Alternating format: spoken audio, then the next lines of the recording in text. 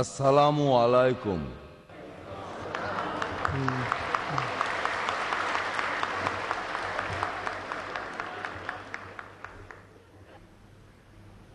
ধর্মীয় স্বাধীনতা একটি মুখ্য বিষয় যুক্তরাষ্ট্রে। একটি প্রচলিত ধারণা আছে যে আমেরিকানরা ধর্ম মানে না। আমি মনে করি এটা সঠিক নয়। আমেরিকানরা খুবই ধর্মানুরাগী। যদিও ধর্ম আমাদের কাছে স্বাভাবিকের চেয়ে অনেক বেশি ব্যক্তিগত বিষয়, আমাদের কাছে এটা অনেক গুরুত্বপূর্ণ। কারণ একজন যখন একটি ধর্ম গ্রহণ করে তখন এর সাথে সেই পবিত্র ধর্মের ভাগ্য ও পরিণতিও গ্রহণ করে। উদাহরণস্বরূপ আমি আমার পরিবারের দিকেই তাকাতে পারি, এবং আমি এটা সাজিয়ে বলছি না। তবে আমার নিজের পরিবারে আপনি পাবেন মেথডিস্ট খ্রিস্টান, একজন আছে বৌদ্ধ, আরেকজন আছে ইহুদি, আছে একজন ইস্টার্ন অর্থোডক্স ক্যাথলিক, একজন হচ্ছে শিয়া মুসলিম, আর সবশেষে একজন রোমান ক্যাথলিক। আর এটা শুধু আমার পরিবারের মধ্যেই। আর আমি আপনাদের বলছি যে বেশিরভাগ আমেরিকান পরিবারেই আপনি দেখতে পাবেন যে এক এক লোক এক এক ধর্ম পালন করছে, আর তারা নিজের ধর্মের ব্যাপারে খুবই আবেগপ্রবণ। এখানে যা দেখলাম, ইন্ডিয়ায় আমি অনেকবার এসেছি, অনেকবার আমি গিয়েছি লাদাখে, শ্রীনগরে, চেন্নাইতে। দেখেছি যে লড়াইটা যারা ধর্ম মানে আর মানে না তাদের মধ্যে নয়, লড়াইটা আসলে তাদের মধ্যে যারা সব ধর্মের ব্যাপারেই শ্রদ্ধাশীল আর যারা কোনো ধর্মের ব্যাপারেই শ্রদ্ধাশীল না। ইউনাইটেড স্টেটস বললেই মনে হবে কোকাকোলা, পেপসি, এমটিভি, উপভোগের আরও অনেক সামগ্রীর কথা যা আপনি উপভোগই করবেন, যেগুলো জীবনে খুব বেশি গুরুত্বপূর্ণ না। তবে আমি আপনাদের বলবো যে আমেরিকা আমাদের এই পৃথিবীকে দিয়েছে সহিষ্ণুতা আর স্বাধীনতা, আর শিখিয়েছে এই সহিষ্ণুতা আর স্বাধীনতাকে শ্রদ্ধা করতে। আমেরিকা চায় পৃথিবীতে ক্ষমতার মধ্যে একটা ভারসাম্য থাকুক, প্রত্যেকটা মানুষ সম্পূর্ণ নিজের মতো করে স্বাধীনতা উপভোগ করুক। আমেরিকা এমন কোনো পৃথিবী চায় না যেখানে আমেরিকাই নিয়ন্ত্রণ করবে এবং অন্যের স্বাধীনতা কেড়ে নেবে। বরং আমরা চাই যে আপনি আপনি আপনি আপনারা সবাই আমাদের সাহায্য করবেন ভারসাম্য রক্ষায়, যাতে আমরা এগিয়ে যেতে পারি স্বাধীনতার পথে। আর তাই আমেরিকা চায় এমন একটা পরিবেশ যেখানে আপনি এবং আপনার পাশাপাশি সবাই বেছে নিতে পারবে রাজনৈতিক আর অর্থনৈতিক স্বাধীনতা। আমেরিকার এই দৃষ্টিভঙ্গির পেছনে কোনো রাজনৈতিক উদ্দেশ্য নেই, সবার সামনে ভালো সাজার জন্য না, কারণ এটা সবার জন্য ভালো। এখন ইউনাইটেড স্টেটস বিশ্বাস করে শান্তিতে, যা হোক আমেরিকা আরও বিশ্বাস করে যে সমস্ত পৃথিবীর শান্তি রক্ষা করা উচিত।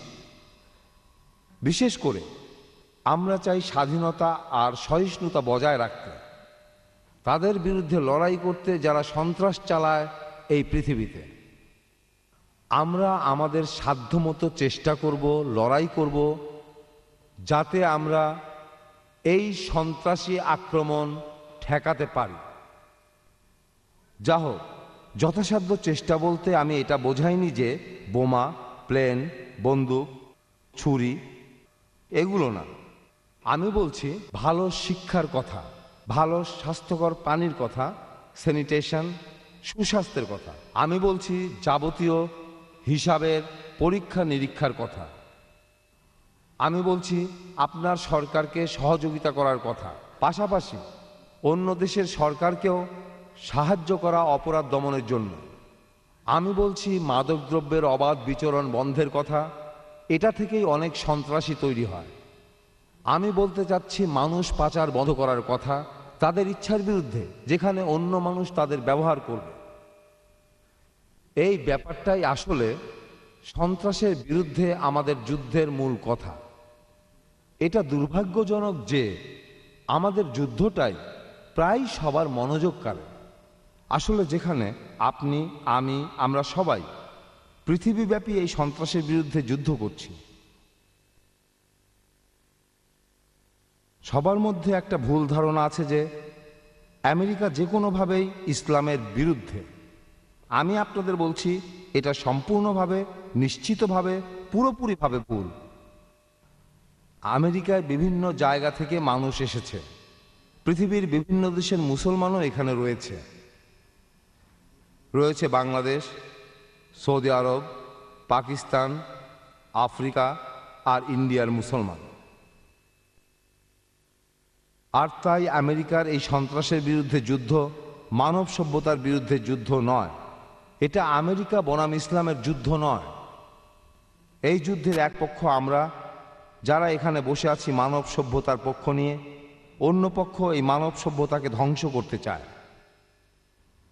এই সব বিপদের মোকাবেলা করতে আর আমাদের আশা জাগিয়ে রাখতে আমেরিকা আগেও আর এখনও জাতিসংঘ আর অন্যান্য আন্তর্জাতিক সংস্থার সাথে কাঁধে কাঁধ মিলিয়ে কাজ করে যাচ্ছে। এছাড়াও কাজ করে যাচ্ছে ইন্ডিয়ার মতো দেশের সাথে সন্ত্রাসের বিরুদ্ধে যুদ্ধ করার জন্য। আমরা জানি যে শুধু এক পক্ষের দৃষ্টিভঙ্গি, এমনকি সেটা যদি আমেরিকার দৃষ্টিভঙ্গি হয় সেটা যথেষ্ট নয়। আমরা আপনার দৃষ্টিভঙ্গিটাও জানতে চাই। আর তাই, কারণ আমরা জানি যে গণতন্ত্র পুরোপুরি নিখুঁত নয়, কারণ আমরা মনে করি যে স্বাধীনতার প্রতি সহিষ্ণুতা গণতন্ত্রের মূল কথা। এটাই আমাদের কাছে মুখ্য বিষয়, ঠিক যেমন আপনাদের কাছে গণতান্ত্রিক দেশ ইন্ডিয়ার বিষয়টা। আপনারা পৃথিবীর সবচেয়ে বড় গণতান্ত্রিক দেশের নাগরিক। ইন্ডিয়া আমেরিকার মতোই বিভিন্ন জাতির মানুষের এক বিশাল গণতান্ত্রিক দেশ। আমাদের মতো আপনাদের সংবিধানও ইন্ডিয়ার সব মানুষকে তার নিজের ধর্ম পালন করার স্বাধীনতা দেয়। এটা খুব কঠিন কাজ। আমি বলবো না যে আমেরিকা মনে করে এটাই ঠিক। আমি বলবো না যে প্রত্যেক আমেরিকান এটা বিশ্বাস করে যতটা গভীরভাবে আমি বিশ্বাস করি সহিষ্ণুতায়। তবে আমি শপথ করে বলছি এটাই আমেরিকার কাছে আদর্শ, যে সব ধর্মের স্বাধীনতা আর সহিষ্ণুতা আমাদের মূল আদর্শ। আর একইভাবে এই ইন্ডিয়াতে এটাই আপনাদের মূল আদর্শ। সবচেয়ে বড় গণতান্ত্রিক দেশ হিসাবে আমেরিকা ও ইন্ডিয়ার উচিত স্বাধীনতাকে সমর্থন করা। আপনাদের সাহায্য ছাড়া স্বাধীনতা রক্ষা করা যাবে না। আর তাই আসুন আমাদের সাথে যোগ দিন। আমরা যুদ্ধ করি স্বাধীনতার জন্য, ধর্ম পালনের স্বাধীনতার জন্য, এমন একটা সুন্দর ভবিষ্যতের জন্য যেটা এখানে বসে থাকা শিশুটি দেখবে, যেটা ভবিষ্যতে আমার সন্তান দেখবে। আর সেটা নির্ভর করবে এই কঠিন সময়ে আমাদের প্রচেষ্টা আর সহযোগিতার উপর। যা হোক, এই আদর্শের মিল স্বাধীনতার সহিষ্ণুতার প্রতি আমাদের এক সুতোয় বেঁধেছে। আমাদের মিলটা, সাদৃশ্যটা খুবই মূল্যবান। এটা আমাদের দায়িত্ব অনেক বাড়িয়ে দিয়েছে। আমরা কাজ করে যাব সুন্দর ভবিষ্যতের জন্য, আপনাদের এবং আমাদের। ধন্যবাদ।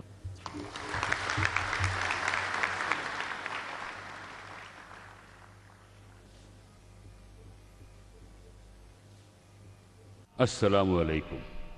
পরিচয় করিয়ে দিচ্ছি ডক্টর জাকির নায়েকের সাথে।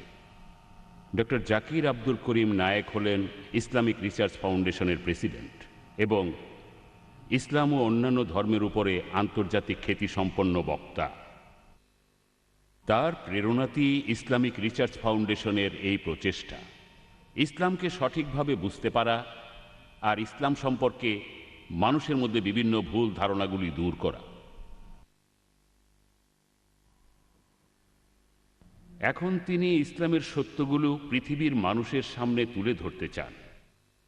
মাত্র ৩৬ বছর বয়সী ডক্টর জাকির ইসলামের বিভিন্ন বিষয়ের ব্যাখ্যা দেন আর অকাট্যভাবে ইসলামের ভুল ধারণাগুলি খণ্ডন করেন পবিত্র কোরআন আর সহি হাদিসের উদ্ধৃতি দিয়ে, যুক্তি, বুদ্ধি আর বিজ্ঞান দিয়ে। ডক্টর জাকির নায়েক প্রচুর উদ্ধৃতি দেন পবিত্র কোরআন আর অন্যান্য ধর্মের বিভিন্ন গ্রন্থ থেকে। ডক্টর জাকির বিখ্যাত তার সুচিন্তিত মতামত এবং স্বতঃস্ফূর্ত আর অকাট্য উত্তরের জন্য। যেখানে দর্শকরা তাকে প্রশ্ন করেন, তার বক্তৃতার পরে কেউ কোনো সন্দেহ দূর করতে চান অথবা কোনো কিছু জানতে চান প্রশ্নের মাধ্যমে। তিনি 600-রও বেশি বক্তৃতা দিয়েছেন গত 6 বছরে পৃথিবীর বিভিন্ন দেশে, বিভিন্ন প্রদেশে। তিনি ইসলাম এবং বিভিন্ন ধর্মের উপর অনেক বই লিখেছেন। ধন্যবাদ। আলহামদুলিল্লাহ ওয়াসসালাতু ওয়াসসালাম আলা রাসূলিল্লাহ ওয়া আলা আলিহি ওয়া সাহবিহি আজমাইন, আম্মা বাদ। আউযু বিল্লাহি মিনাশ শাইতানির রাজীম, বিসমিল্লাহির রহমানির রহিম। ওয়া কুল জাল হক ওয়া যাকাল বাতিল, ইন্নাল বাতিলা কানা যাহুকা।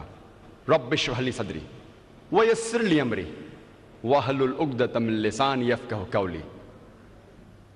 সম্মানিত প্রধান অতিথি ডক্টর রিচার্ড হেইন্স, ডক্টর অমর সিনহা, মিস্টার কৃষ্ণ অর্চন চৌরাশিয়া, অন্যান্য অতিথি এবং আমার সম্মানিত ভাই ও বোনেরা, আমি আপনাদের সবাইকে ইসলামিক শুভেচ্ছার সাথে স্বাগতম জানাচ্ছি। আসসালামু আলাইকুম ওয়া রাহমাতুল্লাহি ওয়া বারাকাতুহু। আল্লাহ তাআলার অশেষ রহমত, বরকত ও শান্তি বর্ষিত হোক আপনাদের সকলের উপর। আজকের বিকেলের আলোচনার বিষয়বস্তু হচ্ছে সন্ত্রাসবাদ, জিহাদ এবং ইসলামিক প্রেক্ষাপট। আপনাদের অনেকেরই হয়তো জানা আছে যে সমগ্র বিশ্বের শতকরা 20 জনেরও বেশি লোক হচ্ছে মুসলমান, অর্থাৎ পৃথিবীর 1/5 লোক হচ্ছে মুসলমান। কিন্তু দুঃখের বিষয় এই যে ইসলাম এমন একটি ধর্ম যার সম্পর্কে আছে অনেক ভ্রান্ত ধারণা। আর যে ধর্মটা সম্পর্কে এই পৃথিবীর ম্যাক্সিমাম ধর্মের বেশিরভাগ মানুষেরই একটি ভ্রান্ত ধারণা আছে, সেই ধর্মটি হচ্ছে ইসলাম। তারপরও ইসলামের অনুসারীদের সংখ্যা বেড়েই চলেছে সর্বোচ্চ হারে। এইসব ভ্রান্ত ধারণা জন্ম নিয়েছে বিশেষ করে বিগত 2001 সালের 11 সেপ্টেম্বর থেকে। বর্তমানে 1 নম্বরে আছে যে ভ্রান্ত ধারণাটি, তা হলো ইসলামে সন্ত্রাস ও জিহাদ। যখন কোনো অমুসলিম তার সামনে কোনো মুসলমানকে দেখে, তখনই তার মাথায় একটি চিন্তা আসে, এই লোকটি কি প্রকৃত মুসলমান নাকি জঙ্গি সন্ত্রাসী। মৌলবাদী শব্দটির অর্থ কি? মৌলবাদী হচ্ছে এমন একজন ব্যক্তি যিনি বিশেষ কোনো বিষয়ের মৌলিকত্বকে কঠোরভাবে মেনে চলেন। উদাহরণস্বরূপ, যদি কোনো ডাক্তারকে ভালো ডাক্তার হতে হয় তবে তাকে অবশ্যই চিকিৎসা শাস্ত্রের মৌলিকত্ব সম্পর্কে ভালোভাবে জানতে হবে। আর যদি সে একজন মৌলবাদী না হয় তাহলে সে কখনোই ভালো ডাক্তার হতে পারবে না। একজন বিজ্ঞানীকে ভালো বিজ্ঞানী হতে হলে বিজ্ঞানের মৌলিক বিষয় সম্পর্কে তাকে ভালোভাবে জানতে হবে। আর যদি সে ভালোভাবে না জানে তাহলে সে ভালো বিজ্ঞানী হতে পারবে না। একজন গণিতবিদের ক্ষেত্রেও বিষয়টি একই। গণিতবিদকেও একজন মৌলবাদী হতে হবে। যদি গণিত বিষয়ে তিনি মৌলবাদী না হন তাহলে কখনোই তিনি ভালো গণিতবিদ হতে পারবেন না।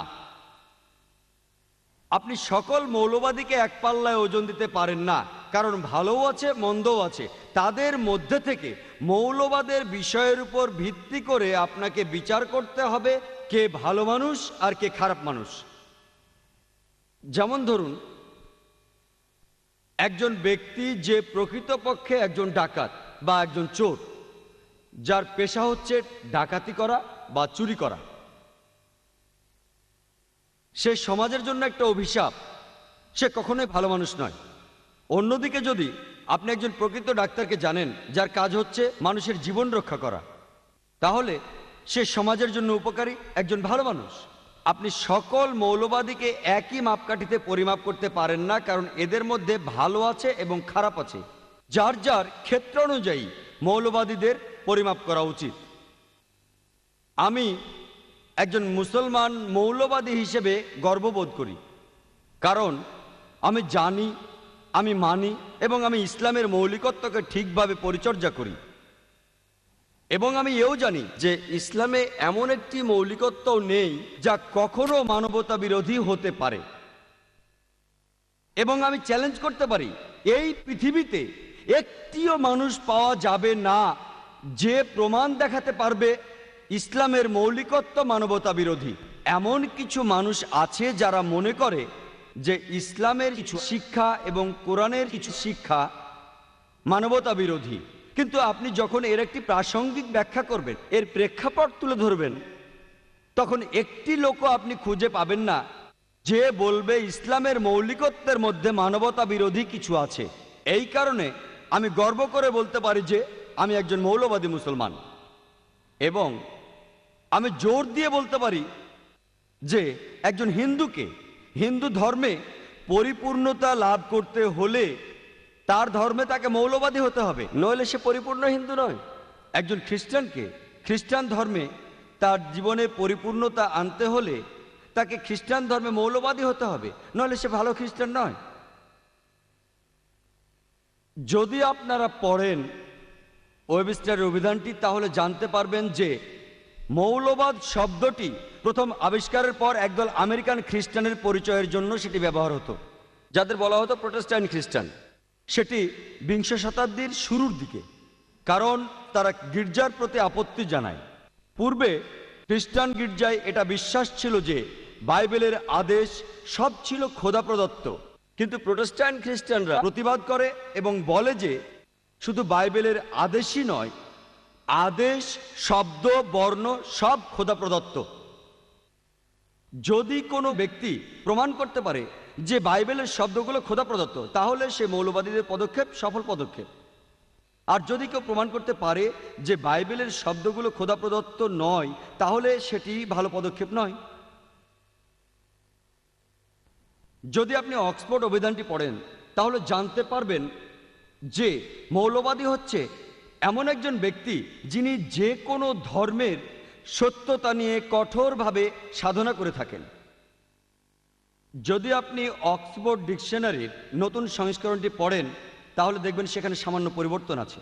সেটা হলো, সেই মৌলবাদী এমন একজন ব্যক্তি যিনি যে কোনো ধর্মের সত্যতা নিয়ে কঠোরভাবে সাধনা করে থাকেন, বিশেষ করে ইসলাম। পরিবর্তিত সংস্করণে বিশেষ করে ইসলাম শব্দগুলো যোগ করা হয়েছে। যে মুহূর্তে আপনি মৌলবাদী শব্দটি শোনেন, ঠিক তখনই আপনি একজন মুসলমানের কথা চিন্তা করেন যে কিনা সন্ত্রাসী। সন্ত্রাসবাদের ব্যাপারে আমি যদি বলি, যদি মুসলমানদের ব্যাপারটা ধরি, তাহলে প্রত্যেকটি মুসলমানই এক একজন সন্ত্রাসী। আপনারা হয়তো অবাক হয়ে ভাবতে পারেন যে ডাক্তার জাকির নায়েক এসব কি কথা বলছেন যে প্রত্যেক মুসলমানই সন্ত্রাসী। সন্ত্রাসের সংজ্ঞাটা কি? সন্ত্রাসীর প্রকৃত অর্থ হচ্ছে যে অন্যায়ভাবে সমাজে মানুষকে ভয় দেখায়। একজন ডাকাত যদি কোনো পুলিশকে দেখে ভয় পায়, তাহলে সেই পুলিশ ডাকাতের কাছে একজন সন্ত্রাসী। তাই এই ধারণার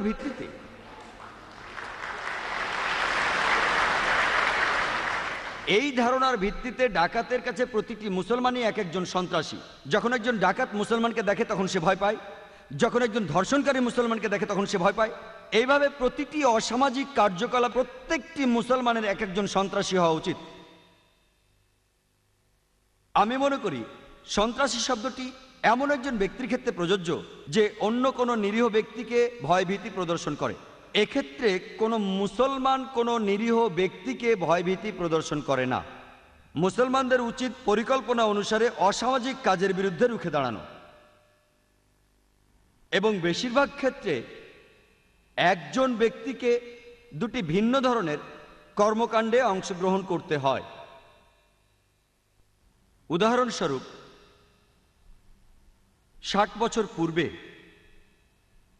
যখন আমরা ব্রিটিশদের দ্বারা শাসিত ছিলাম, যখন তারা ভারতকে শাসন করত, তখন কিছু ভারতবাসী আমাদের স্বাধীনতার জন্য লড়েছিল।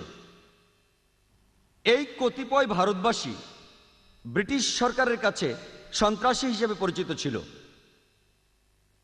কিন্তু ওই সকল ব্যক্তি আবার সাধারণ ভারতবাসীর কাছে পরিচিত ছিল একজন দেশপ্রেমিক এবং মুক্তিযোদ্ধা হিসেবে। একই ব্যক্তি, একই কর্মকাণ্ড, কিন্তু পরিচয় হচ্ছে দুটো।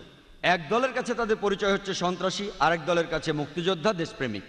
একই ব্যক্তি, একই কর্মকাণ্ড, পরিচয় হচ্ছে তা দুটো। সুতরাং কোনো ব্যক্তিকে কোনো লেভেলে ফেলতে হলে আপনাকে খুঁজে বের করতে হবে যে সেই ব্যক্তিকে ওই লেভেলে ফেলার কারণটা কি। যদি আপনি একমত হন ব্রিটিশ সরকারের সাথে যে ব্রিটিশদের এই ভারত শাসন করা উচিত, তাহলে আপনি ওই ব্যক্তিদের সন্ত্রাসী বলতেই পারেন। কিন্তু আপনি যদি একমত হন ভারতবাসীর সাথে যে ব্রিটিশরা ভারতে এসেছিল শুধু ব্যবসা করতে, শাসন করতে নয়, তাহলে ওই ব্যক্তিদের আপনি বলবেন মুক্তিযোদ্ধা। দেখুন, একই ব্যক্তি, একই কর্মকাণ্ড, পরিচয় হচ্ছে তা দুটো। এখন আমি আপনাদের কাছে একজনের নাম বলবো, তিনি নেলসন ম্যান্ডেলা, যিনি রাষ্ট্রপতি ছিলেন নতুন স্বাধীন দক্ষিণ আফ্রিকার। এর আগে যে সরকার ছিল শ্বেতাঙ্গদের সরকার, তারা ম্যান্ডেলাকে আখ্যায়িত করেছিল একজন সন্ত্রাসী হিসেবে, আর আফ্রিকানদের কাছে ওই ম্যান্ডেলাই একজন বীর হিসেবে পরিচিত। একই ব্যক্তিকে শ্বেতাঙ্গরা বলল সন্ত্রাসী, আর কৃষ্ণাঙ্গরা তাকে বলল বীর। একই একই কর্মকাণ্ড, পরিচয় তার দুটো। যদি আপনি একমত হন দক্ষিণ আফ্রিকার শ্বেতাঙ্গ সরকারের সাথে যে আপনার গায়ের রং আপনাকে সর্বশ্রেষ্ঠ করেছে এবং আপনার গায়ের রংটি হচ্ছে সাদা, তাহলে আপনি নেলসন ম্যান্ডেলাকে এই পৃথিবীর শ্রেষ্ঠ সন্ত্রাসী মনে করতে পারেন। কিন্তু আপনি যদি একমত হন আফ্রিকানদের, অর্থাৎ দক্ষিণ আফ্রিকার অধিবাসীদের সাথে যে আপনার গায়ের রং আপনাকে সর্বশ্রেষ্ঠ করে না, যেমন আল কোরআনের সূরা হুজুরাতের 13 নম্বর আয়াতে বলা হয়েছে যে या अय्युहन नासु इन्ना खलकनाकुम मिन ज़क्रिन व उनसा व जअलनाकुम शुऊबा व क़बाइला लितारफू इन्न अक्रमकुम इनदल्लाहि अत्क़ाकुम इन्नल्लाह अलीमुन खबीर। হে মানব জাতি, আমি তোমাদের সৃষ্টি করেছি এক জোড়া নরনারী থেকে এবং তোমাদের বিভক্ত করেছি জাতি ও গোত্রে, যাতে তোমরা একে অপরকে চিনতে পারো, অন্যের সহিত পরিচিত হতে পারো। এবং আল্লাহ তাআলার চোখে সবচেয়ে সম্মানিত ব্যক্তি হলেন মুত্তাকি। আল্লাহ মানুষের বর্ণ, লিঙ্গ, সম্পদের উপর বিচার করেন না, বিচার করেন তাকওয়ার উপর। এটা হলো নিরপেক্ষতা, ধর্মতান্ত্রিকতা এবং খোদার প্রতি সচেতনতা। আপনি যদি কোরআনের সাথে একমত হন এবং যেভাবে আমাদের মহানবী সাল্লাল্লাহু আলাইহি ওয়াসাল্লাম বিদায় হজ্জের সময় বলেছিলেন যে আজ থেকে সমস্ত ভেদাভেদ শেষ হয়ে গেল, তিনি বলেন অনারবদের কাছে আরবরা শ্রেষ্ঠ নয়, আরবদের কাছে অনারবরা শ্রেষ্ঠ নয়, শ্বেতাঙ্গদের কাছে কৃষ্ণাঙ্গরা শ্রেষ্ঠ নয়, কৃষ্ণাঙ্গদের কাছে শ্বেতাঙ্গরা শ্রেষ্ঠ নয়, একমাত্র নৈতিক মূল্যবোধ ছাড়া। তাই যদি আপনি কোরআনের দৃষ্টি এবং আমাদের প্রিয় নবী হযরত মুহাম্মদ সাল্লাল্লাহু আলাইহি সাল্লামের সঙ্গে একমত হন, তাহলে আপনি ম্যান্ডেলাকে সন্ত্রাসী না বলে এমন একজন ব্যক্তি হিসেবে আখ্যায়িত করবেন যে তার অধিকারের জন্য লড়াই করেছে। তাই কোনো ব্যক্তি যদি আরেক ব্যক্তিকে কোনো স্তরে ভাগ করতে চায়, তবে তাকে অবশ্যই এর যথাযথ কারণ দেখাতে হবে। ইসলামে আলোচিত ভুল ধারণাগুলোর মধ্যে দ্বিতীয় আলোচ্য বিষয়টি হচ্ছে জিহাদ। এবং জিহাদের অর্থ সম্বন্ধে শুধুমাত্র অমুসলমানদের মাঝেই নয়, এমনকি মুসলমানদের মাঝেও ভুল ধারণা আছে। বেশিরভাগ মানুষই, মুসলমান হোক আর অমুসলমানই হোক, তারা মনে করে যে কোনো মুসলমান যুদ্ধ করুক, যে কোনো যুদ্ধ যে কোনো কারণেই করুক না কেন, সেটা যে কোনো ব্যক্তিগত ব্যাপারে হতে পারে, রাজনৈতিক ব্যাপারে হতে পারে, দেশের ব্যাপারে হতে পারে, ভাষাগত ব্যাপারে হতে পারে, যে কোনো কারণে মুসলমান যুদ্ধ করলেই সেটা হলো জেহাদ। অমুসলমানরা এবং এমনকি মুসলমানরাও একটি ভুল করে যে কোনো মুসলমান যুদ্ধ করলেই তাকে নাম দেয় জিহাদ। এই জিহাদ শব্দটি এসেছে আরবি শব্দ জাহদা থেকে, যার মানে চেষ্টা করা, যার মানে পরিশ্রম করা, যার মানে উদ্যমী হওয়া। এবং ইসলামিক অভিধান অনুযায়ী জিহাদ শব্দটির অর্থ কারো অসৎ প্রবৃত্তির বিরুদ্ধে সর্বশক্তি দিয়ে লড়াই করা। জিহাদের অর্থ হলো চেষ্টা করা, সমাজের উন্নতি করা। এর মানে যুদ্ধক্ষেত্রে যুদ্ধ করে আত্মরক্ষা করাকেও বোঝায়। এবং এর অর্থ অন্যায়, এবং অত্যাচারের বিরুদ্ধে লড়াই করা। জিহাদ, যে মূল শব্দ জাহাদা থেকে এসেছে, তার অর্থ পরিশ্রম করা, তার অর্থ চেষ্টা করা। উদাহরণস্বরূপ, যদি কোনো ছাত্র চেষ্টা করে পরীক্ষায় পাশ করার জন্য, তাহলে তাকে আরবিতে বলে সে জিহাদ করছে, সে চেষ্টা করছে, পরীক্ষায় পাশের জন্য সে পরিশ্রম করছে। যদি কোনো চাকুরিজীবী চেষ্টা করে, পরিশ্রম করে তার মনিবকে খুশি করার জন্য, সেটা ভালো কাজ দিয়ে করুক আর খারাপ কাজ দিয়ে করুক, সেটাই হলো জিহাদ। একজন চাকুরিজীবী তার সর্বশক্তি দিয়ে তার মালিককে খুশি করার জন্য চেষ্টা করে যাচ্ছে, সেটাই হচ্ছে জিহাদ। জিহাদ মানে সর্বশক্তি দিয়ে চেষ্টা করা। কোনো রাজনীতিবিদ যদি চেষ্টা করে ভোট পাওয়ার জন্য, সেটা ভালোভাবেই হোক আর খারাপভাবেই হোক, সেটাকেই বলা হচ্ছে আরবিতে জিহাদ। জিহাদ সম্পর্কে আরো একটি ভুল ধারণা মানুষের মধ্যে আছে। যে কোনো মানুষই ভাবে, মুসলমান হোক আর অমুসলমান হোক, যে জিহাদ শুধুমাত্র মুসলমানরাই করে থাকে। মূলত কোরআনের বাণীতে আল্লাহ সুবহানাহু ওয়া তাআলা বলেছেন যে অমুসলমানেরাও জিহাদ করে। পবিত্র কোরআনের সূরা লোকমানের 14 নম্বর আয়াতে উল্লেখ করা আছে যে আমি মানবজাতিকে তাদের পিতামাতার প্রতি সহানুভূতিশীল থাকার নির্দেশ দিয়েছি, ঠিক যেভাবে তাদের মা অনেক যন্ত্রণা পেয়ে জন্ম দিয়েছেন এবং বছরের পর বছর লালন পালন করেছেন। এরপর সূরা লোকমানের 15 নম্বর আয়াতে উল্লেখ করা হয়েছে যে কিন্তু যদি তারা চেষ্টা করে, মানে তোমাদের পিতামাতা যদি চেষ্টা করে, তোমাদের চাপ দেয় অন্য কারো ইবাদত করার জন্য আল্লাহ ছাড়া, মানে আল্লাহ ব্যতীত, যাদের সম্পর্কে তোমাদের কোনো ধারণা নেই। কোরআনে আছে যদি তোমাদের পিতামাতা তোমাদের চাপ দেয়, চেষ্টা করে, জিহাদ করে, আল্লাহ ছাড়া অন্য কারো ইবাদত করানোর চেষ্টা করে, তাহলে তাদের অমান্য করো। যেহেতু কোরআনে বলেছে অমুসলিমরাও জিহাদ করে, একই কথা রিপিট হয়েছে পবিত্র কোরআনের সূরা আনকাবুতের 8 নম্বর আয়াতে। বলা হয়েছে মানবজাতিকে নির্দেশ দেওয়া হয়েছে যে তোমাদের পিতামাতা যদি সর্বশক্তিমান আল্লাহ ব্যতীত অন্য কারো ইবাদত করানোর চেষ্টা করে, চাপ সৃষ্টি করে বা জিহাদ করে, যাদের সম্বন্ধে তোমাদের কোনো ধারণা নেই, তবে পিতামাতার আদেশ অমান্য করো, কিন্তু তাদের প্রতি সহানুভূতিশীল থাকো। অর্থাৎ আমরা কোরআন থেকে জানতে পারলাম এমনকি অমুসলিমরাও জিহাদ করে। আবার পবিত্র কোরআনের সূরা আল নিসার 76 নম্বর আয়াতে উল্লেখ করা হয়েছে যে ঈমানদারগণ যুদ্ধ করেন আল্লাহ সুবহানাহু ওয়া তাআলার পথে, আর কাফিররা যুদ্ধ করে শয়তানের পথে। তাই যুদ্ধ করো শয়তানের ভাইদের বিরুদ্ধে। এখানে আরো বলা হচ্ছে যে শয়তান লোকেরা তারাও জিহাদ করে।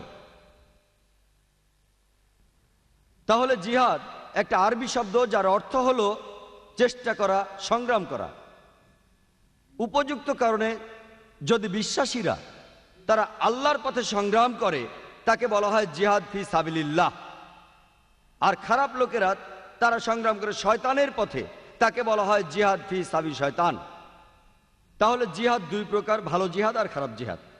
সংগ্রাম করা ভালোর জন্য, সংগ্রাম করা খারাপ কিছুর জন্য। তবে ইসলামের নিয়ম অনুযায়ী যদি তেমন কিছু বলা না হয়, তখন ধরে নেওয়া হয় যে এই জিহাদ ভালো কিছুর জন্য, এই জিহাদ ফি সাবিলিল্লাহ, এই জিহাদ আল্লাহ সুবহানাহু ওয়া তাআলার পথে। আল্লাহ বিশেষভাবে বলেছেন যদি কিছু বলা না হয়, এটা ধরে নেওয়া হয় যে যখনই জিহাদের কথা উল্লেখ করা হবে, এটার অর্থ জিহাদ ফি সাবিলিল্লাহ, এই জিহাদ আল্লাহ সুবহানাহু ওয়া তাআলার পথে। আরও একটা ভুল ধারণা আছে, বেশিরভাগ মানুষই, হোক সে মুসলিম বা অমুসলিম, তারা মনে করেন যে জিহাদ মানে পবিত্র যুদ্ধ। সত্যি বলতে কি, যদি আপনি কোরআন পড়েন, পবিত্র যুদ্ধ শব্দটা কোথাও লেখা নেই পবিত্র কোরআনে। আপনি কোথাও পাবেন না পবিত্র যুদ্ধ শব্দটি। একটি সহিহ হাদিসও পাবেন না যেখানে এই কথাটি বলেছেন হযরত মুহাম্মদ সাল্লাল্লাহু আলাইহি ওয়াসাল্লাম। আরবি অনুবাদ করলে হলিওয়ার ইংরেজি শব্দের অর্থ দাঁড়ায় যে হারবুম মুকাদ্দাসা, যার অর্থ পবিত্র যুদ্ধ। এই শব্দটা কোথাও উল্লেখ নেই পবিত্র কোরআনের, কোথাও উল্লেখ নেই, একটি হাদিসেও নেই হযরত মুহাম্মদ সাল্লাল্লাহু আলাইহি সাল্লামের। এই শব্দটা পবিত্র যুদ্ধ প্রথম ব্যবহার করেছিল ওরিয়েন্টালিস্টরা, যখন তারা বই লিখতে শুরু করলো ইসলামের উপর। আর দুর্ভাগ্যজনকভাবে অনেক মুসলমান পণ্ডিত, এমনকি তারাও জিহাদের অনুবাদ করেন পবিত্র যুদ্ধ। এটা দুর্ভাগ্যজনক। যদি কেউ একজন ভুল করে ব্যাখ্যা দেয় ইসলামের কোনো কিছু, দুর্ভাগ্যজনকভাবে অনেক মুসলমান পণ্ডিত এমনকি তারাও ইংরেজিতে অনুবাদ করেন আর মনে করেন যে জিহাদ শব্দটির সবচেয়ে কাছাকাছি ইংরেজি হলো হলিওয়ার। এটা সম্পূর্ণ ভুল। যে শব্দটার উল্লেখ আছে কোরআনে সেটা হলো যুদ্ধ, যার আরবি হলো কিতাল, যার অর্থ হত্যা করা। এবং এখানেও যুদ্ধ দুই প্রকার, হত্যা করা দুই প্রকার, ভালোর জন্য যুদ্ধ, খারাপের জন্য যুদ্ধ। পবিত্র কোরআনে উল্লেখ আছে সূরা নিসার ৭৬ নম্বর আয়াতে যে বিশ্বাসীরা তারা যুদ্ধ করে আল্লাহ সুবহানাহু ওয়া তাআলার পথে, তারা যুদ্ধ করে আল্লাহ সুবহানাহু ওয়া তাআলার পথে, আর অবিশ্বাসীরা তারা যুদ্ধ করে শয়তানের পথে। তাহলে বিশ্বাসীরা তারা যুদ্ধ করে শয়তানের ভাইদের বিরুদ্ধে, তার অর্থ খারাপ লোকেরা তারা যুদ্ধ করে শয়তানের পথে, আর ভালো লোকেরা তারা যুদ্ধ করে মহান স্রষ্টার পথে। তাহলে জিহাদ কোনোভাবেই পবিত্র যুদ্ধ নয়। আর কিতালের অর্থ যুদ্ধ করা, কিতাল ফি সাবিলিল্লাহ অর্থ যুদ্ধ করা আল্লাহ সুবহানাহু ওয়া তাআলার পথে, আর কিতাল ফি সাবিল শয়তান অর্থ যুদ্ধ করা শয়তানের পথে। জিহাদ শব্দটা কোরআনে উল্লেখ করা হয়েছে অনেকবার বিভিন্ন প্রসঙ্গে। এই শব্দটা ব্যবহার করেছেন আমাদের প্রিয় নবী হযরত মুহাম্মদ সাল্লাল্লাহু আলাইহি ওয়াসাল্লাম নির্ভরযোগ্য অনেক হাদিসে।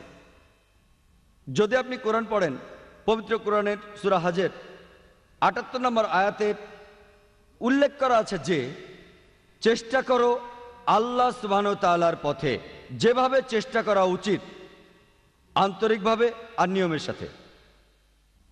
চেষ্টা করো আল্লাহ সুবহানাহু ওয়া তাআলার পথে আর যেভাবে তোমার চেষ্টা করা উচিত। পবিত্র কোরআনের সূরা তাওবার ২০ নম্বর আয়াতে উল্লেখ আছে যে সেই সব বিশ্বাসীদের জন্য যারা হিজরত করে আর চেষ্টা করে শক্তি আর বুদ্ধি দিয়ে আল্লাহ সুবহানাহু ওয়া তাআলার পথে, তাদের শরীর, সম্পদ আর সম্পত্তি দিয়ে। এই লোকগুলোই হচ্ছে তারা যারা সর্বোচ্চ পুরস্কার পাবে পরবর্তী জীবনে, জাহান্নামের আগুন থেকে তারা মুক্তি পাবে। এর অর্থ হচ্ছে এখানে বলা হয়েছে যে সেই সব লোক যারা হিজরত করে, তারা যদি সংগ্রাম করে, যদি জিহাদ করে, যদি চেষ্টা করে সর্বশক্তিমান আল্লাহর পথে, ভালো কাজ করে, যাবতীয় সম্পদ দিয়ে, স্বাস্থ্য দিয়ে, অর্থ দিয়ে, সময় দিয়ে, এই লোকগুলো সর্বোচ্চ সম্মান পাবে পরবর্তী জীবনে এবং তারা বেহেশতে যাবে। একই কথার উল্লেখ আছে আমাদের প্রিয় নবী হযরত মুহাম্মদ সাল্লাল্লাহু আলাইহি সাল্লামের হাদিসে। সহিহ বুখারীর ৪র্থ খণ্ডে ৪৬ নম্বর হাদিসে আমাদের প্রিয় নবী হযরত মুহাম্মদ সাল্লাল্লাহু আলাইহি সাল্লাম বলেছেন যে একজন মুজাহিদ যে চেষ্টা করে আল্লাহ তাআলার পথে, আর আল্লাহ নিজেই জানেন কোন মানুষটা জিহাদ করে তার পথে আন্তরিকতার সাথে। যেমন একজন মানুষ যিনি নিয়মিত রোজা রাখেন আর নামাজ পড়েন, আর যদি কোনো ব্যক্তি যে একজন মুজাহিদ আল্লাহর পথে চেষ্টা করেন, তিনি যদি নিহত হন তিনি বেহেশতে যাবেন। আর যদি তিনি ফিরে আসেন তিনি আসবেন বড় কোনো পুরস্কার নিয়ে আর গনিমতের মাল নিয়ে। জিহাদ শব্দটা পবিত্র কোরআনে বেশ কিছু জায়গায় উল্লেখ করা হয়েছে।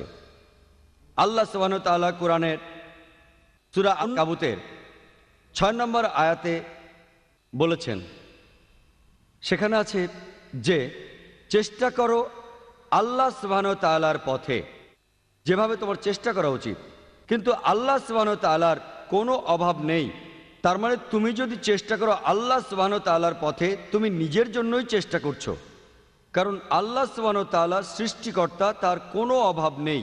এটা নির্দেশ করছে যদি আপনি চেষ্টা করেন সর্বশক্তিমান স্রষ্টার পথে, সেটা আপনার নিজের ভালোর জন্য। এটা সর্বশক্তিমান স্রষ্টার ভালোর জন্য নয়, কারণ তিনি তার সৃষ্টির কোনো কিছুর উপর নির্ভরশীল নন, তিনি স্বনির্ভর, অন্য কারো সাহায্যের তার প্রয়োজন নেই। যদি আপনি চেষ্টা করেন, এখানে বলা হচ্ছে সেটা আপনার ভালোর জন্য।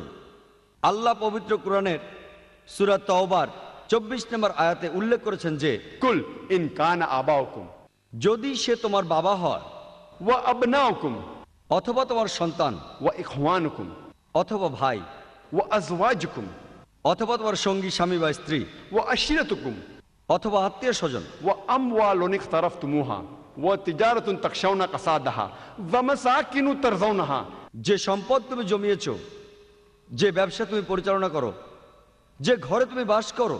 আল্লাহ বলেছেন তোমার যা কিছু গুরুত্বপূর্ণ, তোমার বাবা, তোমার সন্তান, তোমার ভাই, তোমার স্বামী বা স্ত্রী, তোমার আত্মীয় স্বজন, যে সম্পদ তুমি জমিয়েছো, যে ব্যবসা দিয়ে তুমি রোজগার করো, যে ঘরে তুমি বাস করো, তোমার কাছে আর কি গুরুত্বপূর্ণ? আল্লাহ আরো বলছেন, আহাব্বা ইলাইকুম মিনাল্লাহি ওয়া রাসূলিহি ওয়া জিহাদিন ফি সাবিলিহি।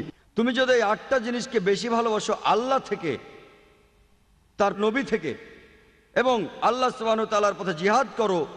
জিহাদ শব্দটা আবার এখানে এসেছে, বলা হয়েছে যদি তুমি 8টা জিনিসকে বেশি ভালোবাসো সর্বশক্তিমান আল্লাহর থেকে, আল্লাহর প্রেরিত নবী থেকে, আর যদি তুমি জিহাদ করো, যদি সংগ্রাম করো আল্লাহ সুবহানাহু ওয়া তাআলার পথে, তাহলে হাত্তা ইয়াতি আল্লাহু বিআমরি ওয়াল্লাহু লা ইয়াহদিল ফাসিকিন। অপেক্ষা করো যতক্ষণ আল্লাহ তোমার ব্যাপারে সিদ্ধান্ত না নেন, অপেক্ষা করো যতক্ষণ আল্লাহ তোমাকে ধ্বংস না করেন, ওয়াল্লাহু লা ইয়াহদিল ফাসিকিন। এবং আল্লাহ ফাসিক লোকদের পথ দেখান না। আল্লাহ বলছেন যদি তুমি এই 8টা জিনিসকে বেশি ভালোবাসো আল্লাহর থেকে, সর্বশক্তিমান স্রষ্টার থেকে, তার প্রেরিত নবী থেকে, এবং চেষ্টা করো আল্লাহ সুবহানাহু ওয়া তাআলার পথে, তাহলে অপেক্ষা করো যতক্ষণ আল্লাহ তোমার ব্যাপারে সিদ্ধান্ত না নেন। আর আল্লাহ ফাসিক এবং অবাধ্য লোকদের পথ দেখান না। আর আপনি অনেক হাদিস পাবেন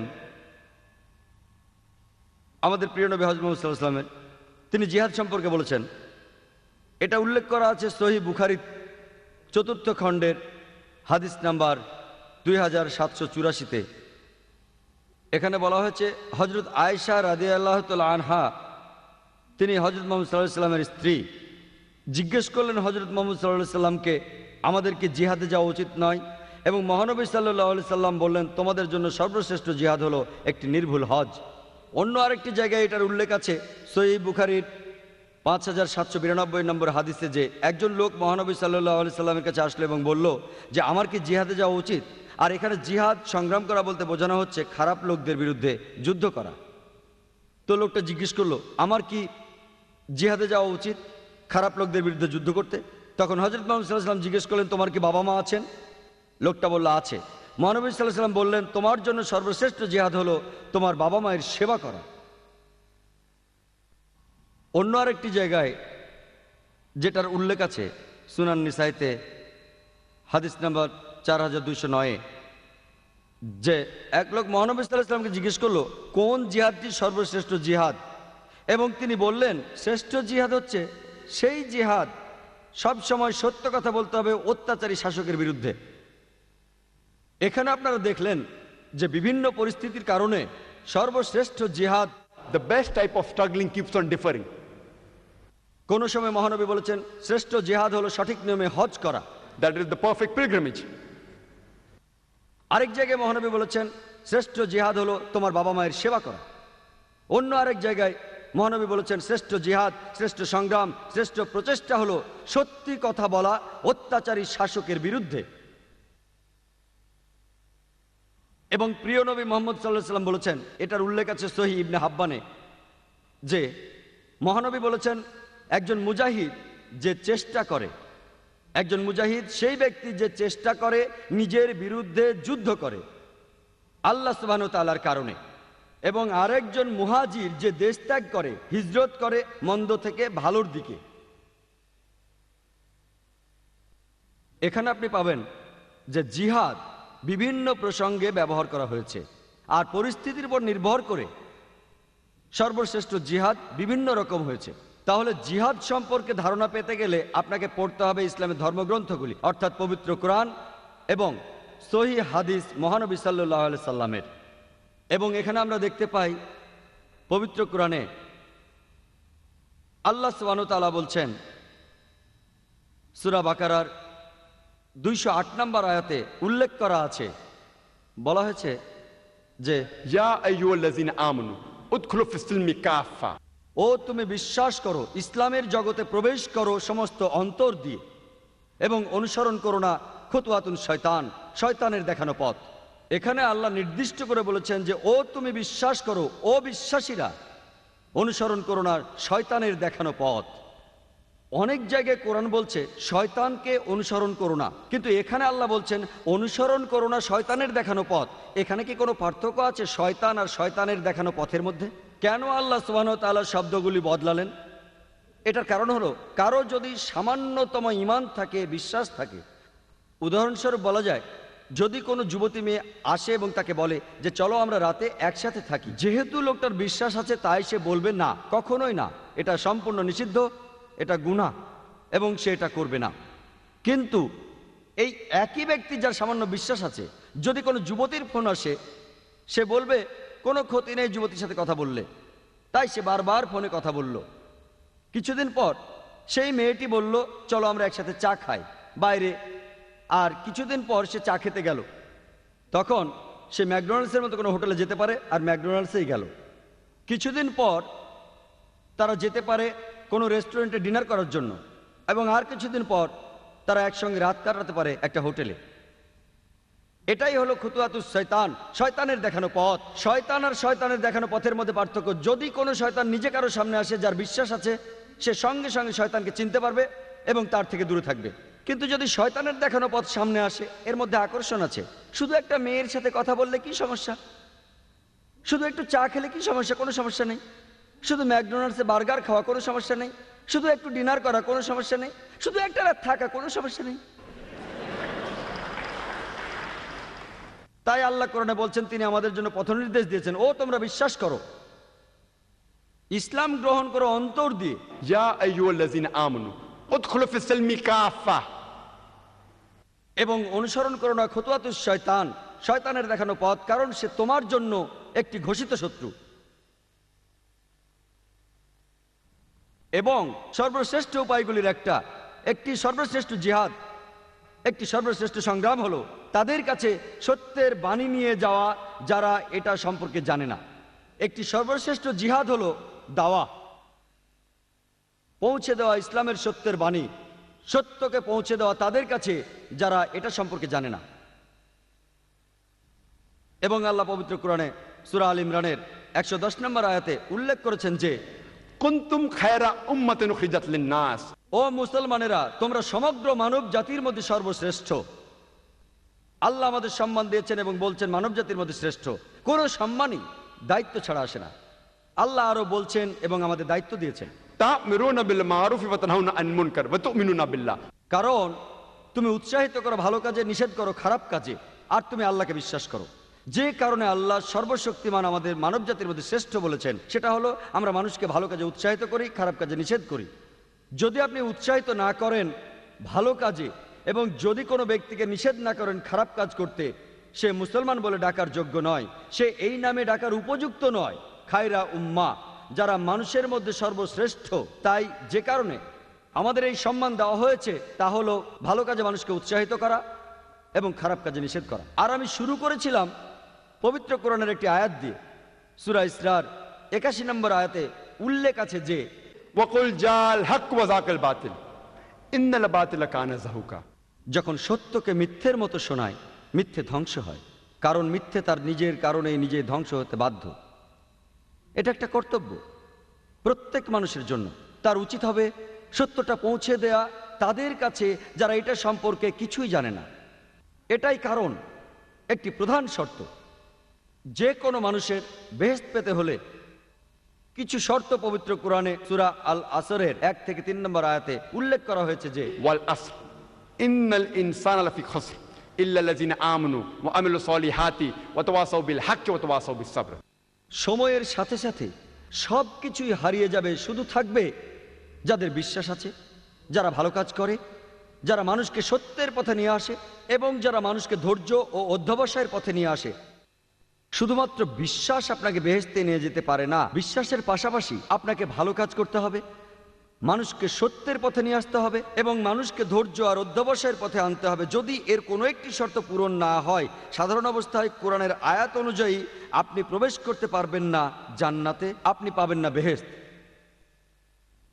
এবং আজকে আমরা দেখি যে আন্তর্জাতিক মিডিয়া, হোক সেটা স্যাটেলাইট টিভি চ্যানেল, হোক সেটা খবরের কাগজ, হোক সেটা কোনো ম্যাগাজিন, আপনি দেখবেন যে ইসলামকে তোপের মুখে রাখা হয়েছে।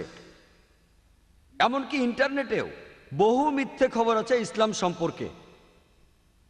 এবং আমি ব্যক্তিগতভাবেও রিচার্ড হেন্ডসের মন্তব্যের সাথে একমত, যিনি আমেরিকার কনসাল জেনারেল চেন্নাইতে। তিনি বলেছিলেন যে আমেরিকান জাতি কখনো ইসলামের বিরুদ্ধে নয়, আমি তার সাথে একমত। আমি বেশ কয়েকবার আমেরিকা গিয়েছি। আমেরিকার সমস্ত লোকজন আমি তার সাথে একমত। আমেরিকার সমস্ত লোকজন ইসলামের বিরুদ্ধে নয়। আর একই কথা আমি ইন্ডিয়ান ভাইদের বলছি যে ইন্ডিয়ান হিন্দুরা সবাই ইসলামের বিপক্ষে না, তারা বিপক্ষে না। আমাদের অনেক হিন্দু বন্ধু রয়েছে, কোনো সমস্যা নেই। এটা হতে পারে ছোট্ট একটা দল ইন্ডিয়ানদের, নিজেদের সুবিধার জন্য তারা ইসলামের নিন্দা করে। এটা হতে পারে ছোট্ট একটা দল ইউরোপিয়ানদের, নিজেদের লাভের জন্য তারা চেষ্টা করে ইসলামের নিন্দা করতে, তাদের নিজেদের ব্যক্তিগত কারণ। কিছু মানুষ কারণ তারা ক্ষমতা যেতে চায়। এটা একটা সহজ ভোট ব্যাংক, দুই ধর্মের মানুষকে আলাদা করে রাখা। কিছু মানুষ রাষ্ট্রপ্রধানের ভুলগুলোকে নিয়ে যায় অন্য পথে, তার চিন্তাটাকে অন্যদিকে নিয়ে যায়, অন্য আরেক ঘটনা তৈরি করে ইসলামকে তোপের মুখে রেখে। তাই আমি মেনে নিচ্ছি যে সব মিলিয়ে আমেরিকান জাতি ইসলামের বিপক্ষে না, সব মিলিয়ে ইন্ডিয়ান অমুসলিমরা ইসলামের বিপক্ষে না। এটা শুধুমাত্র হাতে গোনা কয়েকজন, আর এই কটা লোকই মিডিয়াকে কন্ট্রোল করছে। ব্যক্তিগতভাবেও রিচার্ড হেন্ডসের মন্তব্যের সাথে একমত, যিনি আমেরিকার কনসাল জেনারেল চেন্নাইতে। তিনি বলেছিলেন যে আমেরিকান জাতি কখনো ইসলামের বিরুদ্ধে নয়, আমি তার সাথে একমত। আমি বেশ কয়েকবার আমেরিকা গিয়েছি। আমেরিকার সমস্ত লোকজন আমি তার সাথে একমত। আমেরিকার সমস্ত লোকজন ইসলামের বিরুদ্ধে নয়। আর একই কথা আমি ইন্ডিয়ান ভাইদের বলছি যে ইন্ডিয়ান হিন্দুরা সবাই ইসলামের বিপক্ষে না, তারা বিপক্ষে না। আমাদের অনেক হিন্দু বন্ধু রয়েছে, কোনো সমস্যা নেই। এটা হতে পারে ছোট্ট একটা দল ইন্ডিয়ানদের, নিজেদের সুবিধার জন্য তারা ইসলামের নিন্দা করে। এটা হতে পারে ছোট্ট একটা দল ইউরোপিয়ানদের, নিজেদের লাভের জন্য তারা চেষ্টা করে ইসলামের নিন্দা করতে, তাদের নিজেদের ব্যক্তিগত কারণ। কিছু মানুষ কারণ তারা ক্ষমতা যেতে চায়। এটা একটা সহজ ভোট ব্যাংক, দুই ধর্মের মানুষকে আলাদা করে রাখা। কিছু মানুষ রাষ্ট্রপ্রধানের ভুলগুলোকে নিয়ে যায় অন্য পথে, তার চিন্তাটাকে অন্যদিকে নিয়ে যায়, অন্য আরেক ঘটনা তৈরি করে ইসলামকে তোপের মুখে রেখে। তাহলে আমি এটা মানছি যে জাতি হিসেবে পুরো আমেরিকা ইসলামের বিপক্ষে না, জাতি হিসেবে ভারতের অমুসলিমরা ইসলামের বিপক্ষে না, শুধুমাত্র সিলেক্টেড কিছু লোকজন, আর এই লোকগুলোই মিডিয়াকে কন্ট্রোল করছে। একবার টাইম ম্যাগাজিনে একটা আর্টিকেল এসেছিল এপ্রিল মাসের 16 তারিখ 1979 সালে। লেখা ছিল 60,000-এরও বেশি বই লেখা হয়েছে ইসলামের বিপক্ষে মাত্র 150 বছরের মধ্যে। 60,000-এরও বেশি বই ইসলামের বিপক্ষে লেখা হয়েছে মাত্র 150 বছরের মধ্যে। আপনি যদি হিসেব করেন টাইম ম্যাগাজিনের এই আর্টিকেল অনুযায়ী প্রত্যেক দিন ইসলামের বিপক্ষে একটার বেশি বই লেখা হয়েছে, প্রত্যেক দিন। আর মিডিয়া, আমি মিডিয়াকে দোষ দেব, আর দোষ দেব পলিটিশিয়ানদের। আমাদের আজকের এই সমস্যার জন্য আমার মতে দায়ী, এই সমস্যার জন্য মিডিয়া আর পলিটিশিয়ানরা। আমার কথায় যদি কেউ আহত হয়ে থাকেন তাহলে আমি দুঃখিত, কারণ আমি কাউকে আঘাত করতে চাইনি। এটা জাস্ট আমার মতামত। আপনি যদি মিডিয়াকে ভালো করে দেখেন, আমি জানি এখানে অনেক সাংবাদিক আছেন। সকালেও আমি বলেছিলাম যে অধিকাংশ সাংবাদিকই আছেন সত্যবাদী, আর তারা বেশ ভালো। বিপক্ষে রয়েছে বেশিরভাগ মানুষ, অর্ধেকেরও বেশি। এর মানে কিন্তু সবাই না, এর মানে অর্ধেকেরও বেশি। আর আপনি যদি ভালোভাবে দেখেন যে আজকে বিশেষভাবে মুসলমানদের টার্গেট করছে মিডিয়া। যেমন ধরুন, যদি কোনো মুসলমান মহিলা পরেন হিজাব, সে টার্গেট হবে। একই সাথে গির্জার নানদের দেখেন, তারাও কিন্তু পরে থাকেন একই রকম পোশাক, পুরো শরীর ঢাকা, মুখ আর হাতের কবজি থেকে খোলা থাকে। মানুষ তাদের শ্রদ্ধা করেন। কেন? পার্থক্যটা কোথায়? যদি কোনো মুসলমান দাড়ি রাখেন তার মানে হচ্ছে সে সন্ত্রাসী, কিন্তু শিখরা ওরাও দাড়ি রাখে, কোনো সমস্যা নেই। ওরা পাগড়ি পরে, তাতেও সমস্যা নেই। আমি 90-এর দশকে যখন প্রথম কানাডা গিয়েছিলাম, সেখানে দেখি একজন শিখ, সে কোর্টে মামলা করেছিল। সে ছিল একজন কানাডিয়ান নাগরিক, আর সে কেস করেছিল যে সে কানাডিয়ান আর্মিতে তার পাগড়ি খুলবে না, এবং কেসে জিতেছিল। গত মাসে একটা খবর এসেছিল যে একজন শিখ, সে ইংল্যান্ডের নাগরিক এবং কোর্টে কেস করেছিল, সে তার মাথার পাগড়ি খুলবে না কলেজে, আর সে জিতেছিল। আর এখানে দেখি যদি কোনো মুসলমান দাড়ি রাখে তাহলে মানুষ ভাবে দাড়ি তার ক্ষতি করতে পারে। আমি জানি না দাড়ি কোন ক্ষতিটা করতে পারে? একটা মাছিও তো মারতে পারে না।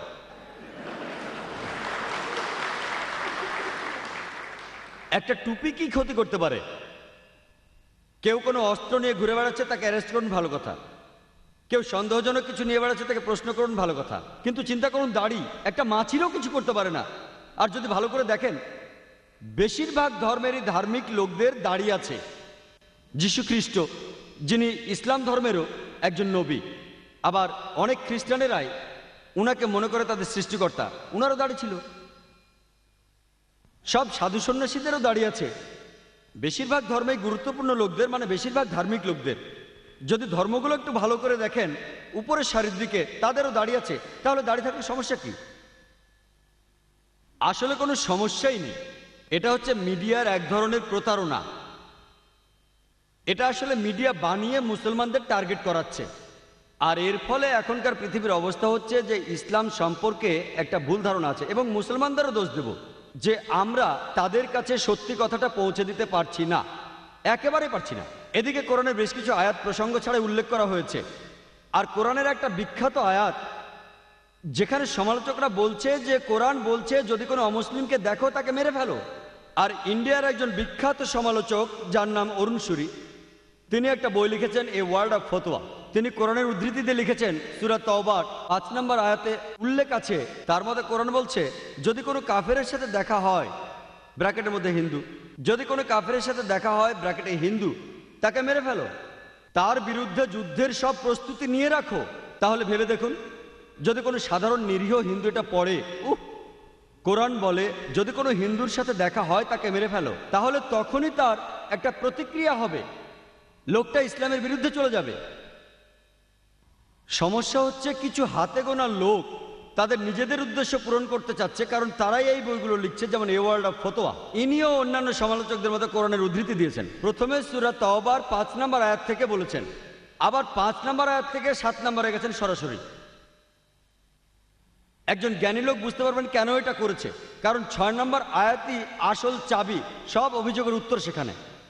শানে নজুল সহ যদি সূরা তওবা আপনারা পড়েন, এর প্রথম দিকে বলা হচ্ছে একটা শান্তি চুক্তির কথা মুসলমান আর মক্কার মুশরিকদের মধ্যে। এই শান্তি চুক্তিটা ইচ্ছা করে ভেঙেছিল মক্কার মুশরিকরাই। আর তখনই মহান আল্লাহ 5 নম্বর আয়াতে বলেন যে যুদ্ধের ময়দানে যখনই তোমার শত্রুকে দেখতে পাবে, কাফির মানে অবিশ্বাসী শত্রু, যখনই তোমার শত্রুকে দেখতে পাবে ওকে মেরে ফেলো। যুদ্ধের ময়দানে যদি কেউ প্রসঙ্গ ছাড়া উদ্ধৃতি দেন, সেটা হাস্যকর হবে। চিন্তা করুন, প্রায় 40 বছর আগে আমেরিকার সাথে যখন ভিয়েতনামে যুদ্ধ চলছিল, তখন যদি আমেরিকান আর্মি জেনারেলরা বা আমেরিকার প্রেসিডেন্ট যুদ্ধের ময়দানে আমেরিকান সৈন্যদের বলে যে আমার সৈন্যরা তোমরা ভয় পেও না, যেখানে কোনো ভিয়েতনামীকে দেখবে মেরে ফেলো, এটা তারা বলেছে সাহস দেওয়ার জন্য। কিন্তু এখন যদি কেউ উদ্ধৃতি দেয় যে আমেরিকার প্রেসিডেন্ট বলেছে কোনো ভিয়েতনামীকে দেখলেই তোমরা মেরে ফেলো, তখন কথাগুলো হাস্যকর হবে। সব কিছুর একটা কারণ থাকে। আর এটা খুব স্বাভাবিক যে একজন আর্মি জেনারেল নিজের সৈন্যদের সাহস দেওয়ার জন্য এমন কথা বলতেই পারেন। তাহলে একইভাবে আল্লাহ যদি বিশ্বাসীদের কোরআনের মাধ্যমে বলেন যখনই শত্রুরা তোমাদের মারতে আসবে তাদের মেরে ফেলতে ভয় পেও না, তাহলে সেখানে সমস্যা কোথায়? আর এর পরে 6 নম্বর আয়াতে বলছেন যে অবিশ্বাসীরা যদি নিরাপত্তা চায় তাদের কিন্তু ছেড়ে দিতে বলা হচ্ছে না। যদি তারা নিরাপত্তা চায়, যদি তারা শান্তি চায়, তাহলে তোমরা তাদের নিরাপদ স্থানে নিয়ে যাও, যেন তারা আল্লাহর বাণী সম্পর্কে জানতে পারে। কোরআন কিন্তু বলছে না যে শত্রু শান্তি চাইলে তোমরা তাকে ছেড়ে দাও। কোরআন বলছে তাদের নিরাপদ স্থানে তোমরা নিয়ে যাও। আজকের দিনে সবচেয়ে মহৎ জেনারেল, সবচেয়ে শিক্ষিত সৈন্য হয়তো বলবে শত্রু যদি শান্তি চায় তোমরা তাকে ছেড়ে দাও। কোনো আর্মি জেনারেল কি বলবে তোমরা তাদের কোনো নিরাপদ স্থানে নিয়ে যাও? কিন্তু কোরআন এই কথাই বলছে। যদি আপনারা প্রসঙ্গ পড়েন তাহলে আপনারা কোরআনের আসল অর্থ বুঝতে পারবেন। আর আপনারা অন্য যে কোনো ধর্মগ্রন্থ পড়েন, আমি অনেক ধর্মগ্রন্থ পড়েছি, আমি Ramayana, Mahabharata, Bible, Old Testament, New Testament, শিখদের গ্রন্থ, জৈনদের গ্রন্থ সব পড়েছি। আর আপনারা দেখতে পাবেন যে প্রায় সবগুলো ধর্মগ্রন্থেই কোনো না কোনো জায়গায় যুদ্ধের কথা বলা হচ্ছে, হত্যা করার কথা বলা হচ্ছে। আমি উদ্ধৃতি দিতে পারি, বাইবেল পড়লে দেখবেন এক্সোডাসের গ্রন্থে ওল্ড টেস্টামেন্টের অধ্যায় 22 অনুচ্ছেদ 18 থেকে 20 বলেছে হত্যা করো। এক্সোডাসের 32 নম্বর অধ্যায় বলছে হত্যা করো, নাম্বারস বলছে হত্যা করো, নিউ টেস্টামেন্টে লুকের গসপেল সেখানেও বলা হচ্ছে হত্যা করো। যীশু খ্রিস্টের ওই গল্পটা হয়তো আপনারা জানেন। তিনি যখন গেতসেমানির বাগানে গিয়ে এক সৈন্যকে বললেন তোমাদের তরবারি বের করো, আর সৈন্যটা তখন তার তরবারি দিয়ে বাতাস কাটতে লাগলো। বুঝতেই পারছেন বেশিরভাগ ধর্মগ্রন্থে যুদ্ধকে অনুমোদন দেওয়া হয়েছে। যদি হিন্দু ধর্মগ্রন্থ পড়েন, মহাভারত তার মধ্যে একটা, তাই নয় কি? ভগবদ গীতা 2 নম্বর অধ্যায়ে আছে। আপনারা জানেন অর্জুনের খুব মন খারাপ যে তাকে তার আত্মীয়দের সাথে যুদ্ধ করতে হবে। অর্জুন বলছে কিভাবে আমার আত্মীয়দের এখানে হাজার হাজার মানুষের সামনে আমি হত্যা করব, কিভাবে আমি তাদের হত্যা করব? তাহলে এই অর্জুনকে তখন উপদেশ দিলেন তার ভগবান কৃষ্ণ। আর ভগবান কৃষ্ণ তাকে বললেন সত্যই সবচাইতে বড়, আর তুমি যখন সত্যের পক্ষে তখন তোমার শত্রুকে সেটা বড় কথা নয়, হোক তার আত্মীয় বা অন্য কিছু। আর কথাটা ঠিক, সত্যের জায়গা হচ্ছে অনেক উপরে, রক্তের সম্পর্কের চেয়েও। একই কথা পবিত্র কোরআনের সূরা নিসার 135 নম্বর আয়াতে বলা হয়েছে যে ইয়া আইয়ুহাল্লাযীনা আমানু, ও বিশ্বাসীরা, সুবিচারের পক্ষে শক্ত হয়ে দাঁড়াও, সৃষ্টিকর্তার পক্ষে দাঁড়াও। এমনকি যদি তোমার বিপক্ষেও যায়, তোমার বাবা মার বিপক্ষে যায়, ধনী বা গরিবের বিপক্ষে যায়, নিশ্চয়ই আল্লাহর রক্ষাকারী। যদি আপনারা অন্যান্য ধর্মগ্রন্থগুলো পড়েন, প্রায় সব গ্রন্থে কোথাও না কোথাও কোনো না কোনো সময়ে যুদ্ধের কথা বলা হয়েছে। তার মানে এই না যে আপনি এক্সোডাস থেকে উদ্ধৃতি দেবেন অথবা ভগবদ্গীতা থেকে উদ্ধৃতি দিয়ে বলবেন যে এটা সবার জানা। ভগবদ্গীতা বলে তোমার আত্মীয়দের মেরে ফেলো, এটা প্রসঙ্গ ছাড়া উদ্ধৃতি। তাহলে বুঝতেই পারছেন যে ধর্মগুলোকে ভালোভাবে বুঝতে হলে আপনাকে যা করতে হবে তা হলো ধর্মগ্রন্থগুলো ভালোভাবে পড়া। আর যদি ধর্মগ্রন্থগুলো পড়েন তাহলে জানতে পারবেন সেখানে কি লেখা আছে, আর ওই গ্রন্থগুলো এইসব ধর্মের আসল উৎস।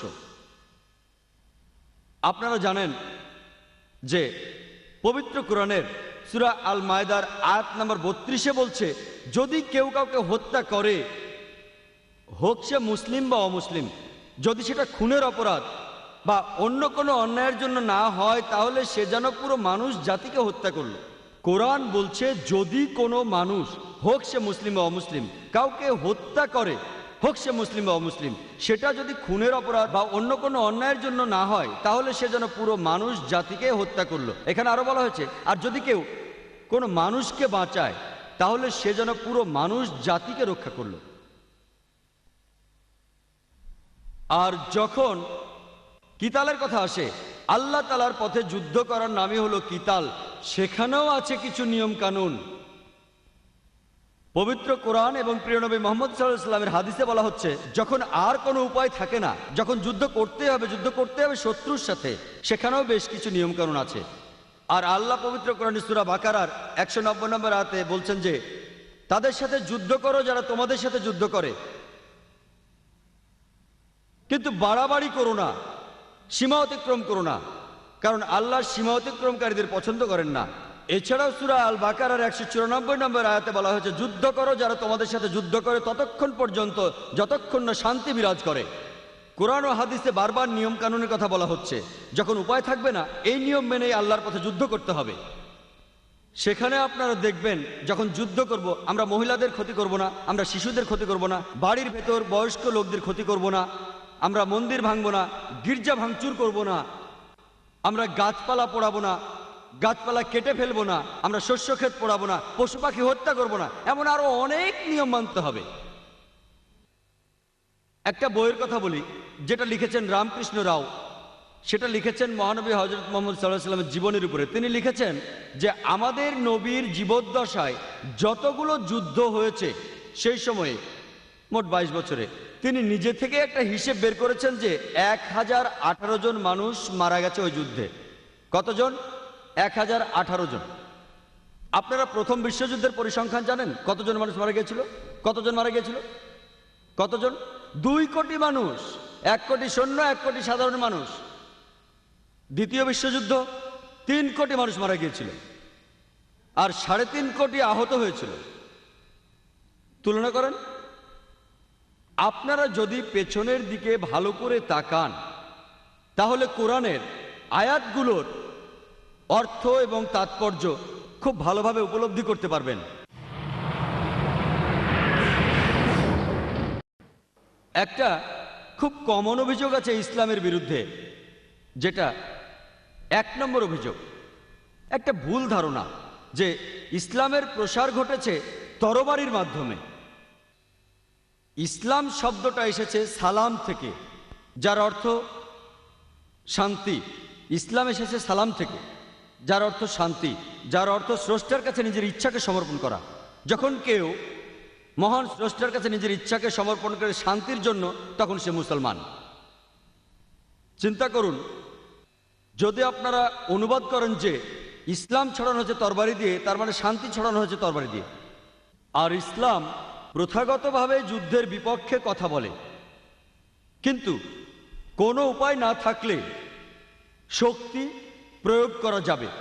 আর এটা তো সবারই জানা আছে, এই পৃথিবীর প্রত্যেকটা দেশেই পুলিশ আছে, এই পুলিশও শক্তি প্রয়োগ করে। যখন কোনো সাধারণ মানুষ, কোনো নাগরিক বা অন্য কেউ সেই দেশের আইন ভঙ্গ করে, পুলিশ তখন শক্তি প্রয়োগ করে সেই দেশের শান্তি রক্ষা করার জন্য। তাহলে প্রত্যেক দেশে পুলিশ আছে, তারা শক্তি প্রয়োগ করে, সঙ্গে অস্ত্র রাখে। এদিকে ইসলাম কিন্তু যুদ্ধের বিপক্ষে, প্রধানত শান্তির কথা বলে। আর কোনো উপায় না থাকলে, কারণ কিছু মানুষ আছে শান্তি চায় না, তারা চায় না যে সবাই শান্তিতে থাকুক, ওদেরকে কন্ট্রোল করার জন্য শেষ উপায় হিসেবে ইসলাম শক্তি প্রয়োগ আর যুদ্ধের অনুমতি দেয়। শেষ উপায় হিসেবে ইসলাম তরবারি দিয়ে ছড়ানো হয়েছে, এই ভুল ধারণাটার উত্তর বেশ ভালোভাবেই দিয়েছেন একজন বিখ্যাত ঐতিহাসিক, যার নাম ডি লেসি ওলেরি। তিনি তার বই ইসলাম অ্যাট দ্য ক্রস রোডের 8 নম্বর পৃষ্ঠায় লিখেছেন যে ইতিহাসে এটা পরিষ্কার যে মুসলমানদের তরবারি হাতে নিয়ে ইসলাম ছড়ানো আর বিভিন্ন দেশ জয় করার আজগুবি এই গল্পটা মিথ্যে ছাড়া কিছুই নয়। এই অত্যন্ত মুখরোচক মিথ্যেটাকে বারবার বলা হয়েছে গল্প আকারে। ডিলেসি ওলেরি লিখেছেন তার ইসলাম অ্যাট দ্য ক্রস রোডে, ইতিহাসে এটা পরিষ্কার যে মুসলমানদের তরবারি হাতে নিয়ে ইসলাম ছড়ানো আর পৃথিবীর বিভিন্ন দেশ জয় করার গল্পটা অসাধারণ আজগুবি একটা বানানো মিথ্যে গল্প ছাড়া আর কিছুই নয়, যেটা বারবার বলা হয়েছে। আর আমরা জানি যে মুসলমানরা, আমরা স্পেনে 800 বছর রাজত্ব করেছি, আমরা সেখানে তরবারি দিয়ে কাউকে ইসলাম গ্রহণ করতে বাধ্য করিনি। পরবর্তীতে ক্রুসেডরা এসে যখন মুসলমানদের সরিয়ে দিল, সেই সময় একজন মুসলমানও প্রকাশ্যে আজান দিতে পারত না। মুসলমানরা মানে আমরা গত 1400 বছর ধরে আরব বিশ্বে রাজত্ব করছি। কিছু সময় ব্রিটিশ শাসন করেছে, কিছু সময় ফ্রেঞ্চ শাসন করেছে। এই সময়টা বাদে পুরো 1400 বছর ধরে মুসলমানরা আরব বিশ্বে রাজত্ব করছে। আর এখন এই আরব বিশ্বের প্রায় 1.5 কোটিরও বেশি লোক হলো কপ্টিক খ্রিস্টান। কপ্টিক খ্রিস্টান মানে যারা বংশ পরম্পরায় খ্রিস্টান। আরবের এই 1.5 কোটি কপ্টিক খ্রিস্টানরা, এরা সাক্ষী আছে, এরা সাক্ষ্য দিচ্ছে যে ইসলামের প্রসার তরবারি দিয়ে হয়নি। মুসলমানরা ইন্ডিয়া শাসন করেছে প্রায় 1000 বছর। যদি তারা চাইতো তাহলে প্রত্যেক ইন্ডিয়ানকে তরবারির মুখে ইসলাম গ্রহণে বাধ্য করত। আজকে 1000 বছর পরেও ইন্ডিয়ার শতকরা 80 জন লোক মুসলমান নয়। এই 80% অমুসলিম ইন্ডিয়ান, এরা সাক্ষ্য দেবে যে ইসলাম তরবারির মুখে প্রসার লাভ করেনি। কোন মুসলমান আর্মি মালয়েশিয়া জয় করতে গিয়েছিল? মালয়েশিয়াতে শতকরা 50 ভাগেরও বেশি মানুষ মুসলমান। কোন মুসলমান আর্মি ইন্দোনেশিয়াতে গিয়েছিল? ইন্দোনেশিয়ায় মুসলমানের সংখ্যা পৃথিবীর সবচেয়ে বেশি। কোন মুসলমান আর্মি আফ্রিকার পূর্ব উপকূলে গিয়েছিল? কোন মুসলমান আর্মি? কোন তরবারি? থমাস কার্লাইনের একটা উত্তর দিয়েছেন। তিনি একজন বিখ্যাত ঐতিহাসিক ইউরোপের, আর তিনি বলেছেন, কোন তরবারি? তোমার তরবারি থাকতে হবে। প্রত্যেকটা নতুন ধারণায় একজনের মনে জন্ম নেয়, একজন মানুষের মাথায় জন্ম নেয়। একজন পুরো পৃথিবীর বিপক্ষে, একজন সব মানুষের বিরুদ্ধে। তখন যদি কেউ তরবারি দিয়ে সেটা ছড়াতে চায়, খুব একটা লাভ হবে না। প্রথমে একটা তরবারি থাকতে হবে। উনি বুদ্ধির তরবারির কথা বলেছেন। আল্লাহ একই কথা কোরআনে সূরা নাহলের 125 নম্বর আয়াতে এইভাবে বলেছেন, উদু ইলা সাবিলি রাব্বিকা বিল হিকমা ওয়াল মাওয়াযাতিল হাসনা ওয়াজাদিল বিল্লাতি আহসান। তাদের জ্ঞানের কথা বলো আর সুন্দরভাবে আল্লাহর পথে নিয়ে এসো। তাদের যুক্তি দেখাও যেটা সবচেয়ে ভালো আর যেটা সবচেয়ে গ্রহণযোগ্য। আমাদের পরিসংখ্যান আছে, যে প্লেন ট্রুথ ম্যাগাজিনে একটা আর্টিকেল এসেছিল, যেটা রিডার্স ডাইজেস্টের অ্যালম্যানাক ইয়ারবুক 1986 সালের একটা কপি ছিল। সেখানে একটা পরিসংখ্যান ছিল গত 50 বছরে বিভিন্ন ধর্মের অনুসারীরা সংখ্যায় কত বেড়েছে 1934 থেকে 84 সালের মধ্যে। আর এই পরিসংখ্যানে 1 নম্বরে ছিল সবচেয়ে বেশি বেড়েছে ইসলাম, 235%।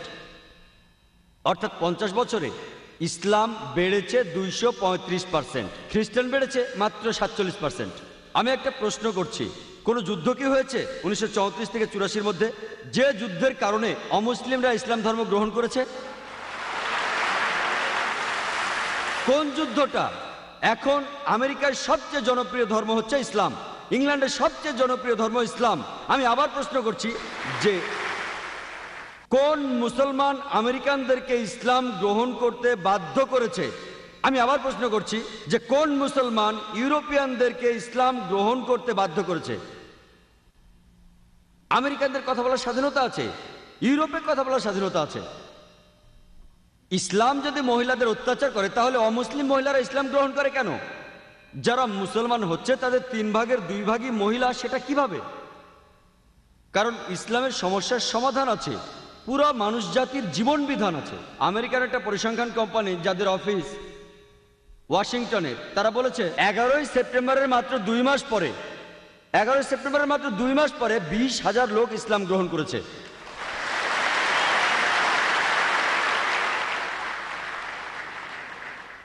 এবং 9 সেপ্টেম্বর সেখান থেকে চলে যায় মাত্র 2 দিন আগে, না হলে হয়তো আমাকে আপনারা দেখতেন। আমি তখন ছিলাম ইংল্যান্ডে। আর 11 সেপ্টেম্বর পরে মাত্র 5-6 মাসের মধ্যে আমাকে 3-4 বার ডাকা হয়েছে সন্ত্রাসবাদের উপর কথা বলার জন্য। এটা তো ভালোই, কাজটা খারাপ ছিল, ওই কাজটা খারাপ ছিল। সালমান রুশদি কি করলো? আমাদের নবীর বিরুদ্ধে লিখলো, সেটা খারাপ, কিন্তু মানুষ জানতে চাইলো সালমান রুশদি কি নিয়ে লিখেছে, সেটা জানার জন্য তারা কোরআন পড়লো এবং মুসলমান হয়ে গেল। আজকের দিনে আমেরিকায় এটাও পরিসংখ্যান, আমেরিকারই একটা প্রধান খবরের কাগজ দ্য নিউ ইয়র্ক টাইমসে বলেছে এখন আমেরিকানরা জানতে চায় যে মুসলমানদের বাইবেল পাওয়া যায় কি না। তারা জানেও না আমাদের পবিত্র গ্রন্থ কোরআন, তারা মুসলমানদের বাইবেল পড়তে চায়। এটা ভালোই তো। আর যখনই তারা সত্যের মুখোমুখি হবে, যে আয়াতটার কথা আমি তখন বলছিলাম, পবিত্র কোরআনের সূরা ইসরার 81 নম্বর আয়াতে আছে যে वकुल जाल हक वजाकल बातिल इन्नल बातिल काना ज़हुका। যখন সত্যের সামনে মিথ্যে দাঁড়ায়, মিথ্যে ধ্বংস হয়, কারণ মিথ্যে হলো খারাপ আর খারাপ ধ্বংস হবেই। আমাদেরকে ব্যবহার করতে হবে বুদ্ধির তরবারি, যুক্তির তরবারি, যেটা মানুষের মন জয় করে। আর আল্লাহ সুবহানাহু ওয়া তাআলা মহান স্রষ্টা, তিনি প্রতিজ্ঞা করেছেন কোরআনে 3 বার বিভিন্ন জায়গায় তিনি বলেছেন। সূরা তাওবার মধ্যে তিনি বলেছেন 33 নম্বর আয়াতে, সূরা সাফের মধ্যে তিনি বলেছেন 9 নম্বর আয়াতে, সূরা ফাত্তার 28 নম্বর আয়াতে তিনি বলেছেন। এই কথাগুলো তিনি 3 জায়গায় একইভাবে বলেছেন। हुवल्लज़ी अरसला रसूलहु बिलहुदा वद्दीनिल हक लियुज़हिरहु अलद्दीनि कुल्लिहि वलाउ कारिहल मुशरिकून।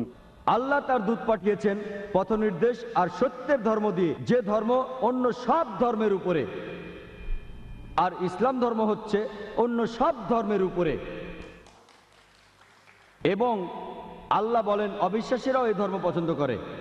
আর সূরা ফাতার 28 নম্বর আয়াতে আল্লাহ আরো বলেছেন ওয়াকাফা বিল্লাহি Shahida, and enough is Allah as a witness.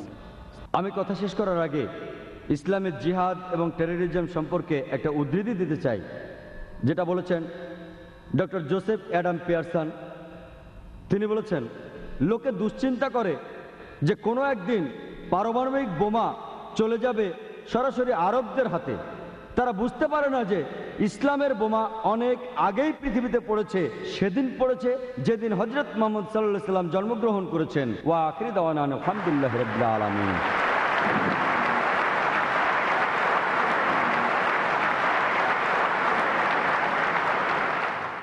আমরা এখন শুরু করতে যাচ্ছি অনুষ্ঠানের সবচেয়ে আকর্ষণীয় পর্ব, সেটা হচ্ছে প্রশ্নোত্তর পর্ব। দয়া করে একটার বেশি প্রশ্ন করবেন না। আমরা প্রথম প্রশ্ন দিয়ে শুরু করছি। স্যার, আমার নাম ওয়াসিগ্রেন, আমি একজন খ্রিস্টান। আমরা শুনেছিলাম যে ক্রুসেডাররা যে ক্রুসেডে গিয়েছিল সেগুলো ছিল পবিত্র যুদ্ধ। আমি একজন খ্রিস্টান স্যার, একজন সাংবাদিক। আমরা জানতাম যে ক্রুসেডাররা যে ক্রুসেডে গিয়েছিল সেগুলো ছিল পবিত্র যুদ্ধ, কিন্তু এখন আমরা জানি যে এই ক্রুসেডগুলো কিভাবে নিরীহ মুসলমানদের উপর সন্ত্রাস চালিয়েছিল। এভাবে কি বলা যায় না যে এই ক্রুসেড থেকেই ধর্মীয় সন্ত্রাসের শুরু? আসলে সত্যি কথা বলতে মুসলমানদের উপর তারা হাজার বছর ধরে নির্মম নিষ্ঠুর সন্ত্রাস চালাচ্ছে, আর এখন তারাই মুসলমানদেরকে সন্ত্রাসী বলছে। ইউরোপিয়ান আর আমেরিকানরা ক্রুসেডকে পবিত্র যুদ্ধ আর ধর্মপ্রাণ মুসলমানদেরকে সন্ত্রাসী বলছে কেন স্যার? প্রশ্নটা আপনি ভালোই করেছেন। উনি একজন খ্রিস্টান, তিনি নিজেই বললেন যে উনি জানতেন ক্রুসেড হচ্ছে পবিত্র যুদ্ধ। আমিও আপনাদের বলেছি মুসলমানেরা এই পবিত্র যুদ্ধকে বলেছে জিহাদ।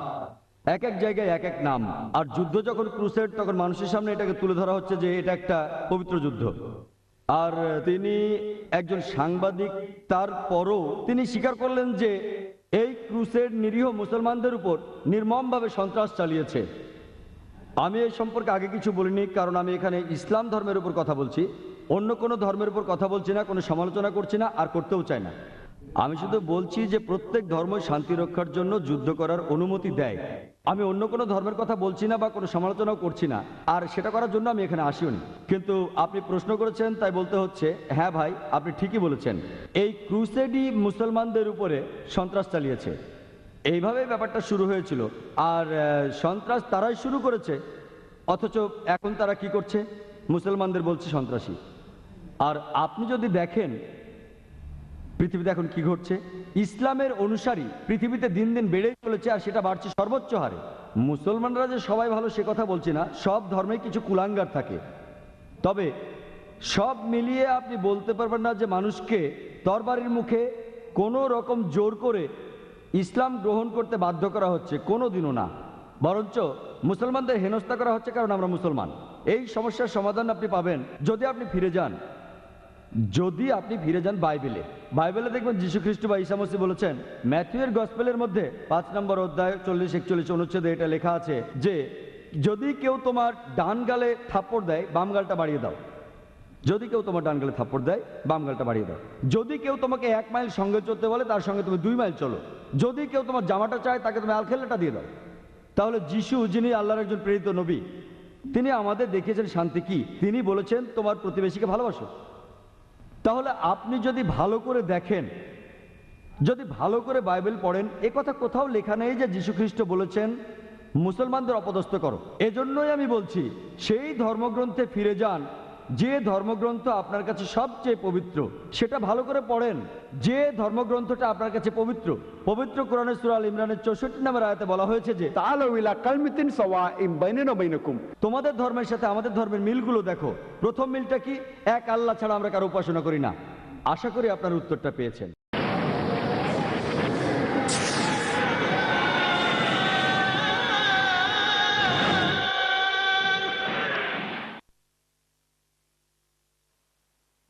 প্রশ্নটা হচ্ছে ইসলামের বিরুদ্ধে যে বইগুলো লেখা হয়েছে তা নিয়ে, যেটা অনেকে বিশ্বাস করে পুরো পৃথিবী জুড়েই যে আমাদের ধর্ম ভুল, আমাদের কোরআন ভুল, আমাদের নবীরা ভুল।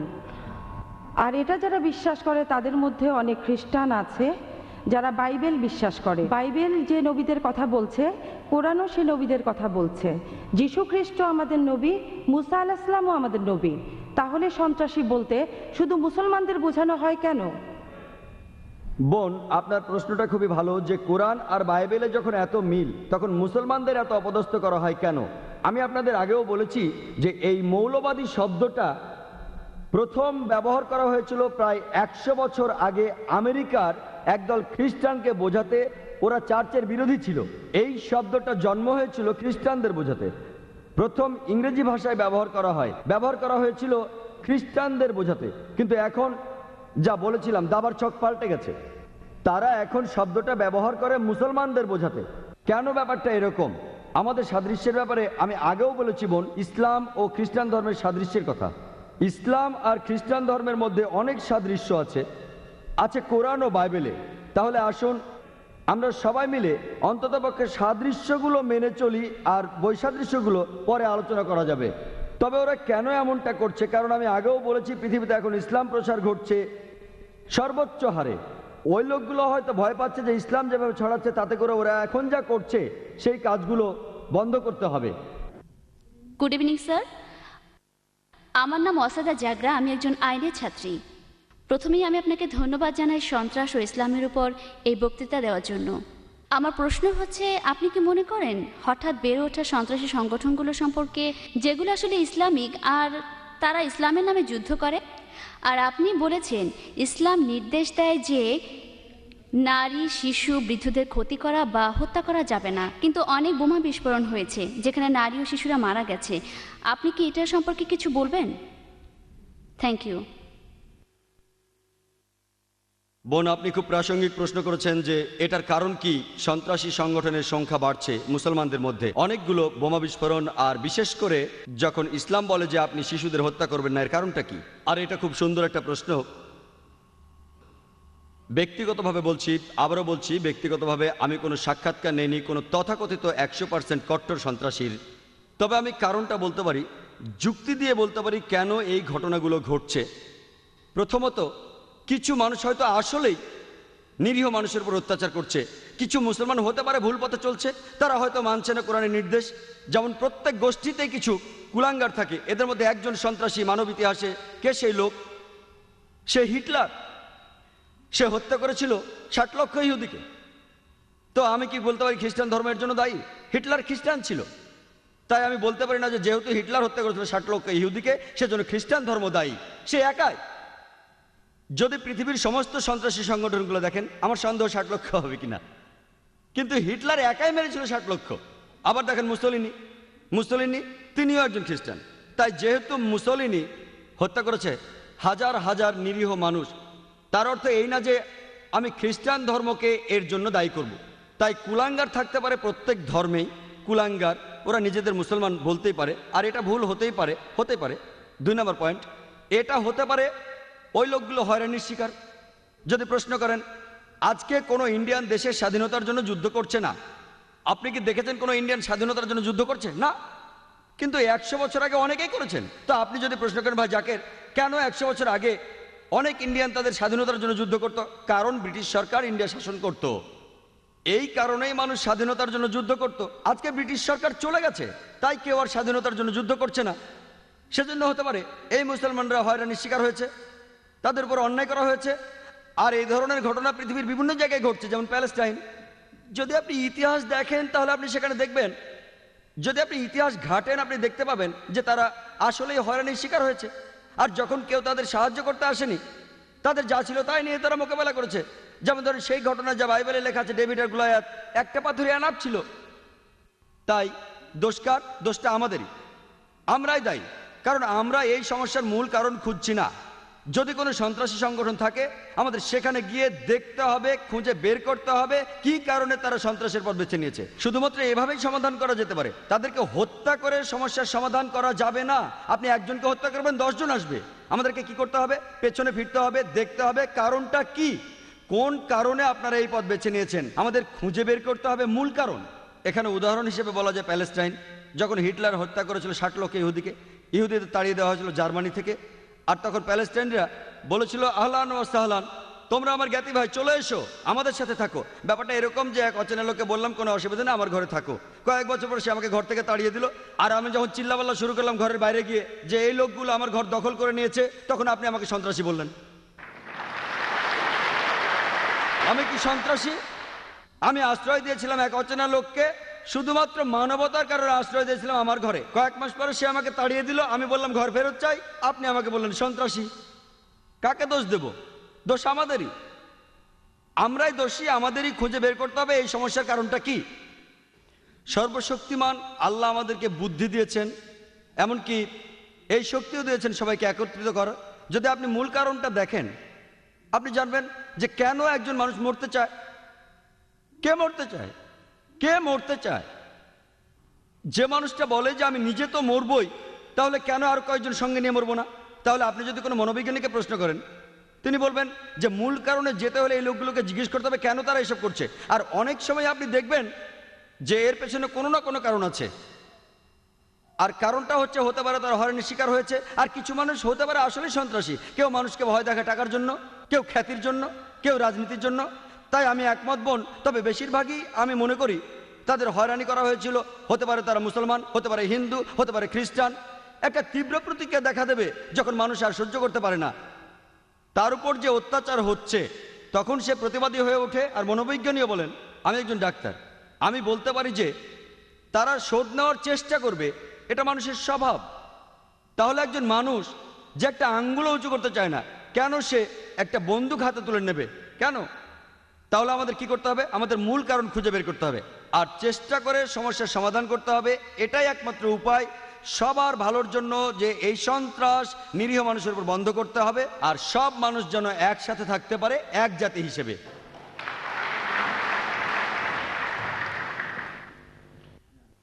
হ্যালো, আমার নাম দীপক, আমি একজন চার্টার অ্যাকাউন্ট্যান্ট। আমি আপনাকে একটা প্রশ্ন করতে চাই, সেটা হলো, স্যার, তালিবান সরকার একটা ফতোয়া জারি করেছিল বামিয়ানে বুদ্ধমূর্তি ধ্বংস করার জন্য। বলা হয়েছিল সেটা ইসলামের বিরুদ্ধে। আমি জানতে চাই এটা আসলে ইসলামের বিরুদ্ধে কি না? এটা কি আসলেই সেই পথ যেটা শয়তানের দেখানো পথ, যে ব্যাপারে মুসলমানদের সতর্ক থাকতে হবে? ভাই, আপনি যে প্রশ্নটা করেছেন একই প্রশ্ন আমাকে করা হয়েছিল আমি যখন সুরাটে বক্তৃতা দিচ্ছিলাম। ঘটনাটা ঘটার মাত্র কয়েকদিন পরের কথা, তখন এটা বেশ গরম খবর ছিল। তালেবানরা ধ্বংস করছিল সেই সময় বামিয়ানের বুদ্ধ মূর্তিগুলো। ভাই আমাকে প্রশ্ন করেছেন যে এটা কি ইসলামের বিরুদ্ধে ইত্যাদি। একই প্রশ্ন আমাকে একজন অমুসলিম জিজ্ঞাসা করেছিল সুরাটে, যে কাজটা ঠিক না ভুল। আর তখন কিছু পরস্পরবিরোধী খবর শোনা গিয়েছিল আসলে তারা মূর্তিগুলো ধ্বংস করেছে কিনা। আর তাই তখন আমি বলেছিলাম যে আমি জানি না ওগুলো ধ্বংস করা হয়েছে কিনা, কিন্তু আজকে আমরা জানি যে এটা সত্য ঘটনা, ধ্বংস করা হয়েছে। কাজটা ঠিক না ভুল, আমি যা বলতে পারি যে আমি বিভিন্ন ধর্মের একজন ছাত্র হিসেবে বলছি, ঠিক না ভুল সেটা পরে বলছি। আমি যেটা বলতে পারি যে অবশ্যই তালিবানরা যদি তারা বুদ্ধমূর্তিগুলো ধ্বংস করে থাকে, তারা যেটা করেছে তারা আসলে বৌদ্ধদের উপকারী করেছে। আমি বিভিন্ন ধর্মের একজন ছাত্র, আমি বৌদ্ধ ধর্মগ্রন্থ পড়েছি, আমি পড়েছি ধাম্মাপাঠ, আমি ধর্মগ্রন্থগুলো পড়েছি। এই ধর্মগ্রন্থগুলোর মধ্যে কোথাও লেখা নেই যেখানে বুদ্ধ বলেছেন যে আবার মূর্তি পূজা করো। বুদ্ধ কখনোই বলেননি যে বৌদ্ধরা মূর্তি পূজা করবে। মূর্তি পূজা পরে চালু হয়েছে। আমি যেটা বলতে পারি বিভিন্ন ধর্মের একজন ছাত্র হিসেবে, ঠিক না ভুল সে ব্যাপারে পরে আসছি, তারা যেটা করেছিল আসলেই তারা বৌদ্ধদের উপকার করেছিল। আর বৌদ্ধ ধর্মগ্রন্থের মধ্যে কোথাও লেখা নেই তার মূর্তি বানাতে হবে। এবার প্রশ্নটাতে আসি। এই প্রশ্নটা আমাকে এক সাংবাদিক করেছিল ব্যাঙ্গালোরে, যে শুধু এই কারণে ইসলাম মনে করে মূর্তি পূজা করা একেবারে নিষিদ্ধ। অন্য ধর্মে আছে, খ্রিস্টান ধর্ম বলে, যদি আপনি পড়েন ওল্ড টেস্টামেন্ট, এটা বলা হচ্ছে বুক অফ ডিউটেরোনমিতে 5 নম্বর অধ্যায়ে 7 থেকে 9 অনুচ্ছেদে। এছাড়াও বুক অফ এক্সোডাসে 20 নম্বর অধ্যায়ে 3 থেকে 5 নম্বর অনুচ্ছেদে বলা হয়েছে আমাকে ছাড়া অন্য কারো উপাসনা করো না, আমার উপাসনা করতে কোনো প্রতিমা তৈরি করো না, আমার কোনো রূপক তৈরি করো না উপরের স্বর্গ নিচের পৃথিবী অথবা পৃথিবীর নিচের সমুদ্র থেকে। তাদের সামনে নতজানু হয়েও না, তাদের সেবা করো না, কারণ আমি ঈশ্বর সৃষ্টিকর্তা খুব ঈর্ষাপরায়ণ। তাই খ্রিস্টান ধর্ম অনুসারে, ইহুদি ধর্ম মতে মূর্তি তৈরি করে তাকে ঈশ্বর বলা একেবারে নিষিদ্ধ, একইভাবে নিষিদ্ধ ইসলামেও। তো আমি যখন উত্তর বললাম তারা বৌদ্ধদের উপকার করলো, তখন প্রশ্ন করেছিল যে মূর্তি ভেঙে এই তালেবানরা তারা কি দুঃখ কষ্ট দেয়নি লক্ষ লক্ষ বৌদ্ধদের? আমি বলেছিলাম হ্যাঁ। তাহলে ইসলামকে অনুমতি দেয় লক্ষ লক্ষ বৌদ্ধদের দুঃখ কষ্ট দেওয়ার? আমি সেই সাংবাদিককে প্রশ্ন করেছিলাম কি করা যাবে যদি ইন্ডিয়ান সরকার ধরে ফেলে বেশ কিছু ড্রাগস, কোকেন, ব্রাউন সুগার, যার দাম 10 কোটি টাকা, প্রায় $1.5 মিলিয়ন দামের ড্রাগস ধরলো, তারা কি করবে ইন্ডিয়ান সরকার? সেই সাংবাদিক বললেন যে ইন্ডিয়ান সরকার সেটা পুড়িয়ে ফেলবে। আমি বললাম ভালো। তারপর বললাম আপনি কি জানেন এই পৃথিবীতে লক্ষ লক্ষ মানুষের কাছে ড্রাগস ঈশ্বর? তাহলে আপনি কি ইন্ডিয়ান সরকারের সাথে একমত হবেন না, তাদের বিপক্ষে যাবেন যে তারা ধ্বংস করেছে লক্ষ লক্ষ মাদক সেবীদের ঈশ্বরকে? কারণ ইন্ডিয়ান সরকার মনে করে যে ড্রাগস ক্ষতি করে শরীরের জন্য, তারা যা করছে ঠিক করছে, যদিও সেটা কষ্ট দিচ্ছে লক্ষ লক্ষ ড্রাগ এডিক্টেডদের, কিন্তু এটা ঠিক না জেনেই তারা পুড়িয়ে ফেলছে। আপনি সেখানে গিয়ে ইন্ডিয়ান সরকারকে বলতে পারেন না যে কেন ড্রাগস পড়াচ্ছেন, এডিক্টেডদের খারাপ লাগবে। তাই একইভাবে আফগানিস্তান, সেখানকার সরকার, এটা তাদের সম্পত্তি, ওই মূর্তিগুলো তাদের সম্পত্তি। যদি তারা এই কাজ করতো অন্য কোনো দেশে তাহলে আপত্তি জানাতে পারতেন। তারা তাদের দেশে এটা করেছে, এটা তাদের সম্পত্তি, তাদের পছন্দ হলে তারা রাখবে, ইচ্ছে হলে ধ্বংস করে ফেলবে। আমরা আপত্তি জানানোর কে? আমরা কে? আর এছাড়াও যদি আপনি দেখেন যে লোকজন নিজেদের মধ্যে বলাবলি করছে যে ইন্ডিয়ান সরকার খুবই সহনশীল। আপনি কি জানেন যে বোম্বেতে যখন আপনি ডোমেস্টিক এয়ারপোর্টে আসবেন, সান্টাক্রুজ এয়ারপোর্টে, যেখানে একটা বড় মূর্তি ছিল মহাবীরের হোটেল জালের ঠিক সামনেই মূর্তিটা ছিল নগ্ন। তারপর লোকজন আপত্তি জানালো, তখন মূর্তিটার সামনে একটা দেয়াল তুলে দেয়া হলো। তারপর কয়েক মাস পরে তারা সরিয়ে ফেললো মূর্তিটা। এই একই লোকগুলি যারা আপত্তি জানালো মূর্তির ব্যাপারে, সেই লোকগুলো নিন্দা জানাচ্ছে আফগানিস্তানকে। কেন? একই লোকগুলো আপত্তি জানালো রাস্তার উপর একটা মূর্তির ব্যাপারে। দেখলেন? আপনি কি জানেন ইন্ডিয়াতে জৈন ধর্মের অনুসারীর সংখ্যা আফগানিস্তানের বৌদ্ধদের চেয়ে বেশি? তাই যখন বোম্বের সরকার সেই মূর্তিটাকে সরিয়ে ফেললো, যাকে মনে করা হয় ঈশ্বর, যাকে মনে করেন তীর্থঙ্কর জৈনরা, আর জৈন ধর্মের অনুসারীর সংখ্যা ইন্ডিয়াতে যারা আছে আফগানিস্তানের বৌদ্ধদের চেয়ে বেশি, সেই সময় কি আপত্তি তোলেনি? আর যখন আফগানিস্তান সরকার এটা করছে তখন আপনি আপত্তি জানাচ্ছেন কেন? এই দুই মুখ নীতি। কারণটা হচ্ছে ওয়ার্ল্ড ব্যাংক। জৈনরা কি দুঃখ পায়নি যখন জৈনরা একটা মূর্তি রাখলো মহাবীরের, যাকে তারা মনে করে তীর্থঙ্কর? আপনি কেন আপত্তি জানাবেন? ঠিক তখনই সবাই বলে উঠলো যে সরাতে হবে মূর্তিটা, সরাতে হবে মূর্তিটা। আর সেই লোকগুলোই আপত্তি আর নিন্দা জানাচ্ছে কেন তোমরা ধ্বংস করলে বামিয়ানদের বুদ্ধ মূর্তিগুলো? দুমুখ নীতি। আর তাই আমাদের মানুষ হিসাবে নেওয়া উচিত একমুখ নীতি। এক একবার এক এক রূপ ধারণ করা, এই নিয়ম ভালো না।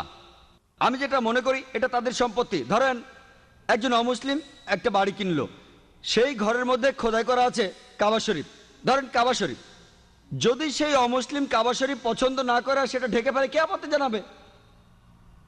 যদি কেউ। আর বিশ্বাস করেন, যদি কোনো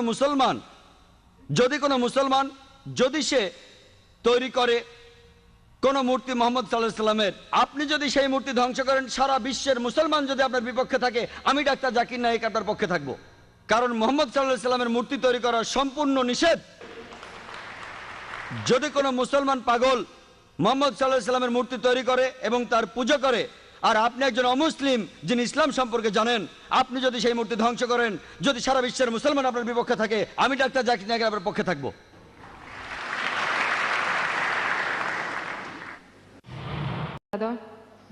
ব্যক্তিগতভাবে আমি এই প্রশ্নটা করতে চাই। বর্তমানে সামাজিক, রাজনৈতিক আর ধর্মতাত্ত্বিক প্রেক্ষাপটের সামনে আজকের পৃথিবীতে যা দেখছি, আমি খুব দ্বিধাদ্বন্দ্বে আছি যে কোন পক্ষে যাব। আমি এটাও বুঝছি না যে কোনটা ঠিক আর কোনটা ভুল।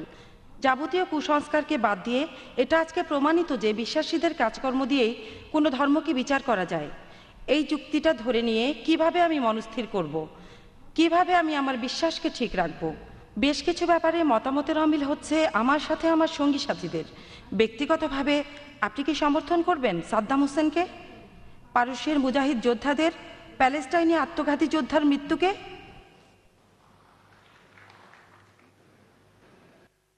বোন, আপনি প্রশ্ন করেছেন পরস্পর বিরোধী দৃষ্টিভঙ্গি আর চিন্তাভাবনা নিয়ে।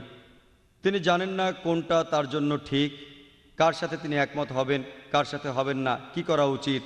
তিনি আমাকে প্রশ্ন করেছেন যে আমি সমর্থন করি কিনা যা ঘটেছে প্যালেস্টাইন মুজাহিদদের, যা হয়েছে সাদ্দাম হোসেনের ক্ষেত্রে ইত্যাদি। বোন, আমি আগেও বলেছি অনেক ক্ষেত্রে এগুলো হচ্ছে রাজনীতি। আমি তাই বলি যে সব কিছুর একটা লুকানো কারণ থাকে, কারণ আসলে আমি অনেক দেশে ভ্রমণ করি। আবারও বলি, ঠিক না বলে আল্লাহ মালুম, আমি বলতে পারি না যে ব্যাপারটা এই, কিন্তু আসলে এটার কারণ হাতে গোনা কিছু লোক আর রাজনীতিবিদরা, আবারও রাজনীতিবিদরা।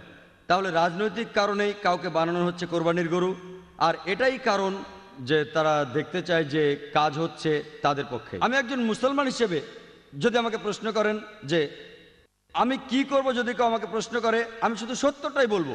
যদি কেউ তাদের ক্ষতি করে থাকে, যদি কেউ তাদের হত্যা করে থাকে, অত্যাচার করে, এক্ষেত্রে যদি তারা মোকাবেলা করে তাহলে ঠিক আছে, তা না হলে তারা পারে না। আপনি আমাকে জিজ্ঞেস করেছেন কি ঘটছে কোনো একটা বিশেষ ক্ষেত্রে, ওসামা বিন লাদেন বা সাদ্দাম হোসেন। আমি বলবো আমি পুরো ঘটনা জানি না, আমি ফতোয়া দিতে পারি না, আমি পারি না অভিযুক্ত করতে, কারণ আমি তাদের সাক্ষাৎকার নেইনি। মতামত দিতে হলে আগে সাক্ষাৎকার নিতে হবে। তাই আমি বলি আল্লাহ মালুম, আল্লাহ ভালো জানেন। আল্লাহ আমাকে কিয়ামতের দিন জিজ্ঞেস করবেন না যে ওসামা বিন লাদেন সন্ত্রাসী ছিল কিনা। আমি বলবো যদি সে কিছু ভুল করে থাকে, যদি সে নিয়ম নীতি ভাঙে কোরআন ও সুন্নাহর, তাহলে সে খারাপ, যদি সে নিয়ম না ভাঙে সে ভালো। এটার উপর ভিত্তি করে আমি পরীক্ষায় পাশ করব না। আমাকে কি পড়তে হবে? আমাকে পড়তে হবে কোরআন, আমাকে পড়তে হবে ধর্মগ্রন্থ। এই প্রশ্নের উত্তর দেবেন বিশেষজ্ঞরা যারা বিভিন্ন জায়গায় যান, আফগানিস্তানে গিয়ে সাক্ষাৎকার নেন ইত্যাদি। আর আমরা যেগুলো খবরের কাগজেও দেখে থাকি। আপনাকে বা আমাকে একজন মুসলমান হিসেবে সর্বশক্তিমান আল্লাহ তাআলা কিয়ামতের দিন জিজ্ঞেস করবেন না, সাদ্দাম হোসেন যে একজন সন্ত্রাসী সে ব্যাপারে কি তুমি একমত? আমরা বলতে পারি আল্লাহ মালুম, আমরা জানি না। আমরা তাদের সমর্থনও করি না, তাদের নিন্দাও করি না। যদি অকাট্য প্রমাণ থাকে একজন লোকের বিরুদ্ধে, কোনো মুসলমানের বিরুদ্ধে যে কোনো কাজ করেছে যেটা প্রমাণিতভাবে কোরআনের বিপক্ষে, আমরা তাকে নিন্দা জানাবো। কিন্তু যদি প্রমাণ না থাকে, যেটা হলো আংশিক প্রমাণ, আমাদের থাকতে হবে নিরপেক্ষ। এটাই কোরআন বলে। আর আপনার বিশ্বাস দুর্বল হবে না বোন, আপনার বিশ্বাসের ভিত্তি হবে সেই সত্যি যা বলা আছে ধর্মগ্রন্থে। সবচেয়ে ভালো উপায় যেভাবে বিশ্বাস আনা যায় তা হলো কোরআন পড়া। আপনি কোনো খুঁত পাবেন না কোরআনে, আপনি পরস্পর বিরোধী কিছু পাবেন না কোরআনে। যদি আপনি আরবি ভাষা বুঝতে না পারেন তাহলে আপনাকে পড়তে হবে অনুবাদ। এই যে এই বইটি লিখেছেন আব্দুল্লাহ ইউসুফ আলী, আর এই অনুবাদটা বাইরের দোকানেও পাওয়া যায়। তাই বোন, আপনি যদি পড়েন কিভাবে জীবন ধারণ করতে হয় কোরআনের নির্দেশ অনুযায়ী, ইনশাআল্লাহ বিশ্বাস হবে মজবুত। আর বিশ্বাস করেন, আপনি মোটেও লজ্জা পাবেন না মূল নীতিগুলো মেনে চলতে ইসলামে। আপনার যদি যুক্তিবুদ্ধি থাকে তাহলে আপনি বুঝবেন কেন এই নীতিগুলো প্রণয়ন করা হয়েছে। আপনি বিশ্বাস করেন বোন, আমি ঘুরে বেড়াই পৃথিবীর বিভিন্ন দেশে, আমি কথা বলি, আমার মাথায় টুপি আছে, আমার দাড়ি আছে, আমি অনেক পশ্চিমা দেশে গিয়েছি, কখনো কোনো সমস্যায় পড়িনি। মাঝে মধ্যে কোনো মানুষ হয়তো প্রশ্ন করেছে, কিন্তু কোনো সমস্যা হয়নি। মানে কেন আমি ভয় পাবো সত্যি কথা বলতে? তাহলে যদি আপনার জ্ঞান থাকে ধর্মগ্রন্থ সম্পর্কে আর আপনার যুক্তিবুদ্ধি থাকে, আপনি গর্ববোধ করবেন। এমনকি আপনিও নিজেকে বলবেন আমার মতো, হ্যাঁ আপনিও নিজেকে বলবেন মৌলবাদী। আসসালামু আলাইকুম, আমি মোহাম্মদ ফজলুর রহমান আবদুল্লাহ। আমার প্রশ্নটা হলো যে আমি চাকরি করি এই ছেলে, আমাদের দেয়া হয়েছে একটা হ্যান্ডবুক যেখানে লেখা আছে দায়িত্ব আর কর্তব্য। হ্যান্ডবুকটার প্রথম পৃষ্ঠার উপর লেখা আছে ভগবদ্গীতার শ্লোক। আমি শ্লোকটা বলছি। लाइक यदा यदा हि धर्मस्य ग्लानिर्भवति भारत अभ्युत्थानम् अधर्मस्य तदात्मानं सृजाम्यहं परित्राणाय साधूनां विनाशाय च दुष्कृता धर्म संस्थापनार्थाय संभवामि युगे युगे। তারা বিশেষ করে উল্লেখ করেছে যে परित्राणाय साधूनां विनाशाय च दुष्कृता। যদি আপনি চান রক্ষা করতে সত্যকে অথবা ভালোকে, আপনাকে দূর করতে হবে খারাপ জিনিসকে, অন্য কোনো উপায় নেই। ঠিক আছে, তারপর আমি বলছি ওই শেষের দিকের শ্লোকটা হলো যে धर्म संस्थापनार्थाय संभवामि युगे युगे। এর অর্থ হলো আমি সব যুগেই, ঈশ্বর বলেছেন যে আমি সব যুগেই পৃথিবীতে আসি, কিন্তু আমাদের বিশ্বাস হলো, আমার হিন্দু ভাইদের বিশ্বাস হলো আমি সব যুগে পৃথিবীতে আসি। আমি বলবো মিস্টার জাকির নায়েককে এটার ব্যাখ্যা করতে, এই যে বিশ্বাসগুলো আমাদের আছে এগুলো ঠিক না ভুল। ধন্যবাদ। আমি আবারও অনুরোধ করছি দর্শক এবং ভলান্টিয়ারদের, আমরা প্রশ্ন আশা করছি অমুসলিমদের কাছ থেকে, যাতে তাদের ভুল ভাঙাতে পারি। আর তারপর মুসলমানদের কাছে আসব, তারা তো অনেক অনুষ্ঠানে উপস্থিত থাকছেন। আমি চাইবো অমুসলিমরা বেশি করে প্রশ্ন করুন। আপনারা তো সুযোগ পান না প্রত্যেকদিন ইসলামের উপর প্রশ্ন করার। আপনার প্রশ্নে আসি। ভাই যে উদ্ধৃতি দিলেন সেটা আছে ভগবদ্গীতার 4র্থ অধ্যায়ে। তিনি উদ্ধৃতি দিয়েছেন, তবে বলেননি কোথা থেকে। সেটা হলো ভগবদ্গীতার 4র্থ অধ্যায়। যখনই পৃথিবীতে অধর্ম হয়, অসত্য আসে, মিথ্যে আসে, অরাজকতা আসে, তখনই সর্বশক্তিমান স্রষ্টা পৃথিবীতে আসেন এবং গ্রহণ করেন মানুষের রূপ, অবতার। আর তিনি দেখেন যে অরাজকতা চলছে, যে বিপদ চলছে, যে বিশৃঙ্খলা চলছে পৃথিবীতে, তিনি সব কিছু বন্ধ করতে আসেন অবতার বা মানুষের রূপ নিয়ে। এটা ঠিক, আমরা কি একমত? পার্থক্যটা হলো যে আমরা বলি মুসলমান হিসেবে, আমরা মুসলমানরা কি বলি যে সর্বশক্তিমান আল্লাহ তিনি তার দূত পাঠান। যখনই মানুষ বিপদে যায় সত্য থেকে তিনি দূত পাঠাতে থাকেন। যেমন পবিত্র কোরআনের সূরা ফাতির 24 নম্বর আয়াতে, এমন কোন সম্প্রদায় নাই যাহার নিকট সতর্ককারী প্রেরিত হয় নাই। আমরা যা বলি তা হলো সর্বশক্তিমান আল্লাহ দূত পাঠান। যেমন আদম, মুসা, ঈসা, মোহাম্মদ সাল্লাল্লাহু সাল্লাম, তারা সবাই প্রেরিত দূত সর্বশক্তিমান আল্লাহর। হিন্দুরা বিশ্বাস করে অবতারবাদে, ঈশ্বর মানুষের রূপ নেন। আমরা বলি প্রেরিত দূত, তারা বলে ঈশ্বর মানুষের রূপ নেন। পার্থক্যটা এখানে। পার্থক্যটা হলো তারা বলে সর্বশক্তিমান ঈশ্বর পৃথিবীতে নেমে আসে মানুষের রূপে। আমরা এতে একমত না, খ্রিস্টানরাও একমত না। ইসলাম একমত না, যে ব্যাপারে আমরা একমত কিছুটা মিল আছে, যদিও ব্যাপারটার মধ্যে অনেক পার্থক্য। তবে আমরা বলি যে সর্বশক্তিমান আল্লাহ দূত পাঠান, তারা আল্লাহর মনোনীত লোক মানুষকে সত্যের পথে নিয়ে আসার জন্য। আর সর্বশেষ যে দূত পৃথিবীর বুকে এসেছেন তিনি হলেন মহানবী সাল্লাল্লাহু আলাইহি সাল্লাম। এবং আল্লাহ বহু গ্রন্থ পাঠিয়েছেন, আমি নাম ধরে উল্লেখ করতে পারি। যদি আপনি দেখেন সেখানে পাবেন ওল্ড টেস্টামেন্ট, নিউ টেস্টামেন্ট। আমরা মুসলমানরা বলি এটাই শেষ গ্রন্থ সর্বশক্তিমান আল্লাহর।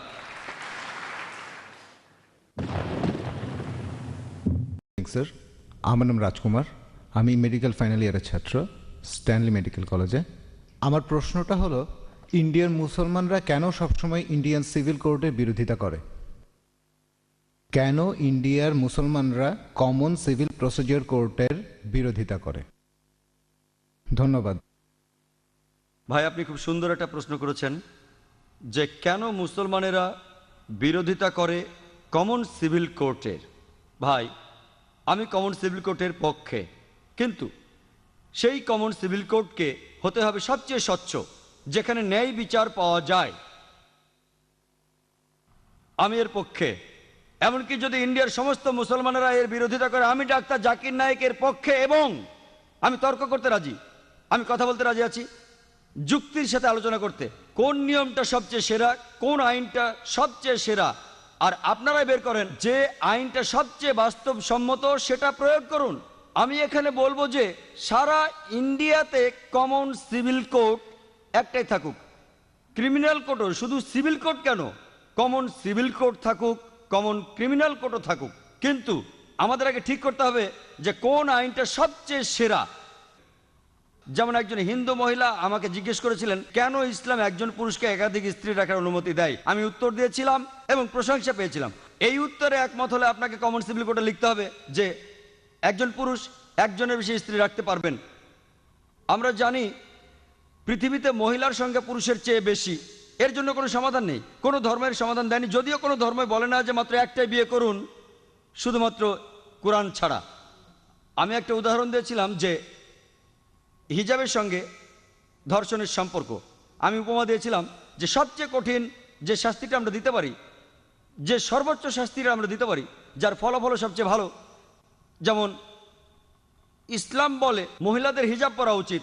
কোনো পুরুষ কোনো মহিলাকে দেখলে তার দৃষ্টি নিচু করবে, তারপরেও যদি কোনো পুরুষ ধর্ষণ করে সে সর্বোচ্চ শাস্তি পাবে, সেটা হলো মৃত্যুদণ্ড। আমি আমেরিকার পরিসংখ্যান দিয়েছিলাম যে 1990 সালে FBI এর রিপোর্ট অনুযায়ী 1756টি ধর্ষণ সংঘটিত হয়েছে প্রত্যেক দিন 1990 সালে।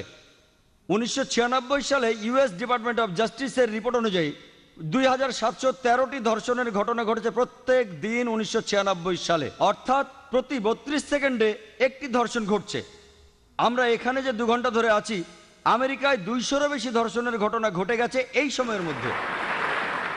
আমি বলছি যদি আপনারা ইসলামী শরিয়া মেনে চলেন যে যখনই কোনো পুরুষ মহিলার দিকে তাকাবে সে তার দৃষ্টি নিচু করবে, প্রত্যেক মহিলা ইসলামী হিজাব পরবে, পুরো শরীর ঢাকা থাকবে মুখ ও হাতের কবজি বাঁধে, তারপরও যদি কেউ ধর্ষণ করে সে সর্বোচ্চ শাস্তি পাবে। আমি একটা প্রশ্ন করছি, ধর্ষণের হার কি তাতে বাড়বে, একই রকম থাকবে নাকি কমে যাবে? এটা কমে যাবে, এটাই বাস্তব আইন। আর আপনারা দেখবেন একটা অনুষ্ঠান দেখিয়েছিল বিবিসিতে, যেখানে বলা হচ্ছিল নাইজেরিয়া সম্পর্কে, তারা ইসলামী শরিয়া প্রয়োগ করেছিল, ধর্ষণের শাস্তি মৃত্যুদণ্ড, আর তখনই ধর্ষণের ঘটনা সেখানে কমে গিয়েছিল। পৃথিবীতে সবচেয়ে কম ধর্ষণের ঘটনা ঘটে সৌদি আরবে। আমি সৌদি আরবের পক্ষে বলছি না, তবে যেটা ভালো তার প্রশংসা করা উচিত। আমি অভিনন্দন জানাই LK আদভানিকে। আমার মনে পড়ছে কয়েক বছর আগে 1999 সালে অক্টোবর মাসে তিনি একটা বিবৃতি দিয়েছিলেন স্বরাষ্ট্রমন্ত্রী হিসেবে যে মৃত্যুদণ্ডই হবে একজন ধর্ষকের শাস্তি। তাকে অভিনন্দন জানাই, তিনি ইসলামের কাছাকাছি এসে গেছেন। হয়তো এর পরে স্বরাষ্ট্রমন্ত্রী বলবেন যে সব মহিলাদের হিজাব পরা উচিত। হ্যালো, আসসালামু আলাইকুম। আমার নাম ইয়াসির ফাহামি, আমি এসেছি ইরান থেকে। আমি যেটা জানতে চাই, আপনি নিশ্চয়ই সালমান রুশদির স্যাটানিক ভার্সেস পড়েছেন। একজন মুসলমান হিসাবে কেউ বইটা পছন্দ করবে না। আপনি কি মনে করেন যে ইমাম খোমেনি যা করেছিলেন তিনি কি ফতোয়াটা দিয়ে ঠিক করেছিলেন? এটাই আমার মূল প্রশ্ন। ইমাম খোমেনি যা করেছিলেন ফতোয়া জারি সালমান রুশদির বিরুদ্ধে, সেটা কি ঠিক ছিল? আপনি প্রশ্ন করেছেন সালমান রুশদি সম্পর্কে ইমাম খোমেনি যে ফতোয়া জারি করেছিলেন সেটা ঠিক ছিল কিনা। আমার প্রশ্ন হচ্ছে কেন ইমাম খোমেনি ফতোয়া জারি করলেন 1 বছর পরে? যে দেশ সবার আগে সালমান রুশদির স্যাটানিক ভার্সেস নিষিদ্ধ করেছিল সেটা ইন্ডিয়া। আর আমি এই কাজটার জন্য রাজীব গান্ধীকে অভিনন্দন জানাই। কেন ইমাম খোমেনি সালমান রুশদিকে হত্যা করার ফতোয়া দিলেন 1 বছর পরে? কারণ তাকে নিয়ে কোনো খবর হচ্ছিল না। সবই রাজনীতি, রাজনীতির খেলা। আপনি যদি ফতোয়া দিতে চান আপনি সেটা দেবেন। বইটি পৃথিবীর বিভিন্ন দেশে সমালোচিত হয়েছে, অনেক দেশ নিষিদ্ধ করেছে, আর তিনি ফতোয়া দিলেন তাকে হত্যা করতে হবে। ঠিক না বেঠিক সেটা পরের কথা। এটাই হচ্ছে রাজনীতির খেলা, রাজনৈতিক সুবিধা। এইসবই রাজনীতির খেলা। কিন্তু রাজীব গান্ধী যা করেছিলেন হয়তো তিনি এটা জানতেন না। আমি আগেও এই স্যাটানিক ভার্সেস নিয়ে কথা বলেছি, যদিও বইটা ইন্ডিয়াতে নিষিদ্ধ। আমি বইটা পড়েছি। হয়তো জানেন সালমান রুশদি বলে যে সে মুসলমান ছিল, সে কাউকেই বাদ দেয়নি। তার বইতে সে রানী এলিজাবেথকে ছোট করেছে। আর সেই একই ব্রিটিশ সরকার এক আমেরিকান লেখকের বই নিষিদ্ধ করেছে অশ্লীল শব্দ ব্যবহারের জন্য, father, uncle, cousin, king, Margaret থ্যাচারকে উদ্দেশ্য করে। আর এই সালমান রুশদি শব্দটাকে আরও ভয়াবহ করলো আইএনজি যোগ করে। তারপরেও বইটা খুব জনপ্রিয়। তাহলে একজন আমেরিকান লেখক, তার বইটা নিষিদ্ধ হলো 4টা অক্ষর থ্যাচারকে বলার জন্য। আর এই লোক সালমান রুশদি সেটাকে ভয়াবহ করলো আইএনজি দিয়ে, সেই একই মার্গারেট থ্যাচারকে উদ্দেশ্য করে। কিন্তু সে পেল পুরস্কার। কেন? কারণ সে ইসলামের নিন্দা করেছে। এতে তারা খুব খুশি। আর আপনি কি জানেন সে বাদ দেয়নি রাম সীতাকেও? এদেরকে শ্রদ্ধা করে বেশিরভাগ ইন্ডিয়ান, তাদেরকেও ছোট করেছে। আমি শব্দটা আর বলতে চাই না। সে তাদেরকেও ছোট করেছে, তাদেরকেও ছাড়েনি। আর অনেক লোকই সেটা সমর্থন করে। তাই রাজীব গান্ধী সম্ভবত জানতেন না, কিন্তু পরে তিনি বইটা পড়ে বুঝতে পেরেছেন যে কাউকেই সেখানে বাদ দেওয়া হয়নি। তাহলে কেউ যদি সব সময় নিন্দা করে, পবিত্র কোরআনে সূরা মায়দার 33 নম্বর আয়াতে উল্লেখ আছে যে যদি কোনো ব্যক্তি আল্লাহর বিরুদ্ধে যুদ্ধ করে, আর তার নবীর বিরুদ্ধে, অনেকগুলো পদ্ধতি আছে। একটা হচ্ছে তাকে মৃত্যুদণ্ড দিন, ক্রুশবিদ্ধ করুন, বিপরীত দিক থেকে হাত পা কেটে ফেলুন, অথবা দেশ থেকে বহিষ্কার করে দিন।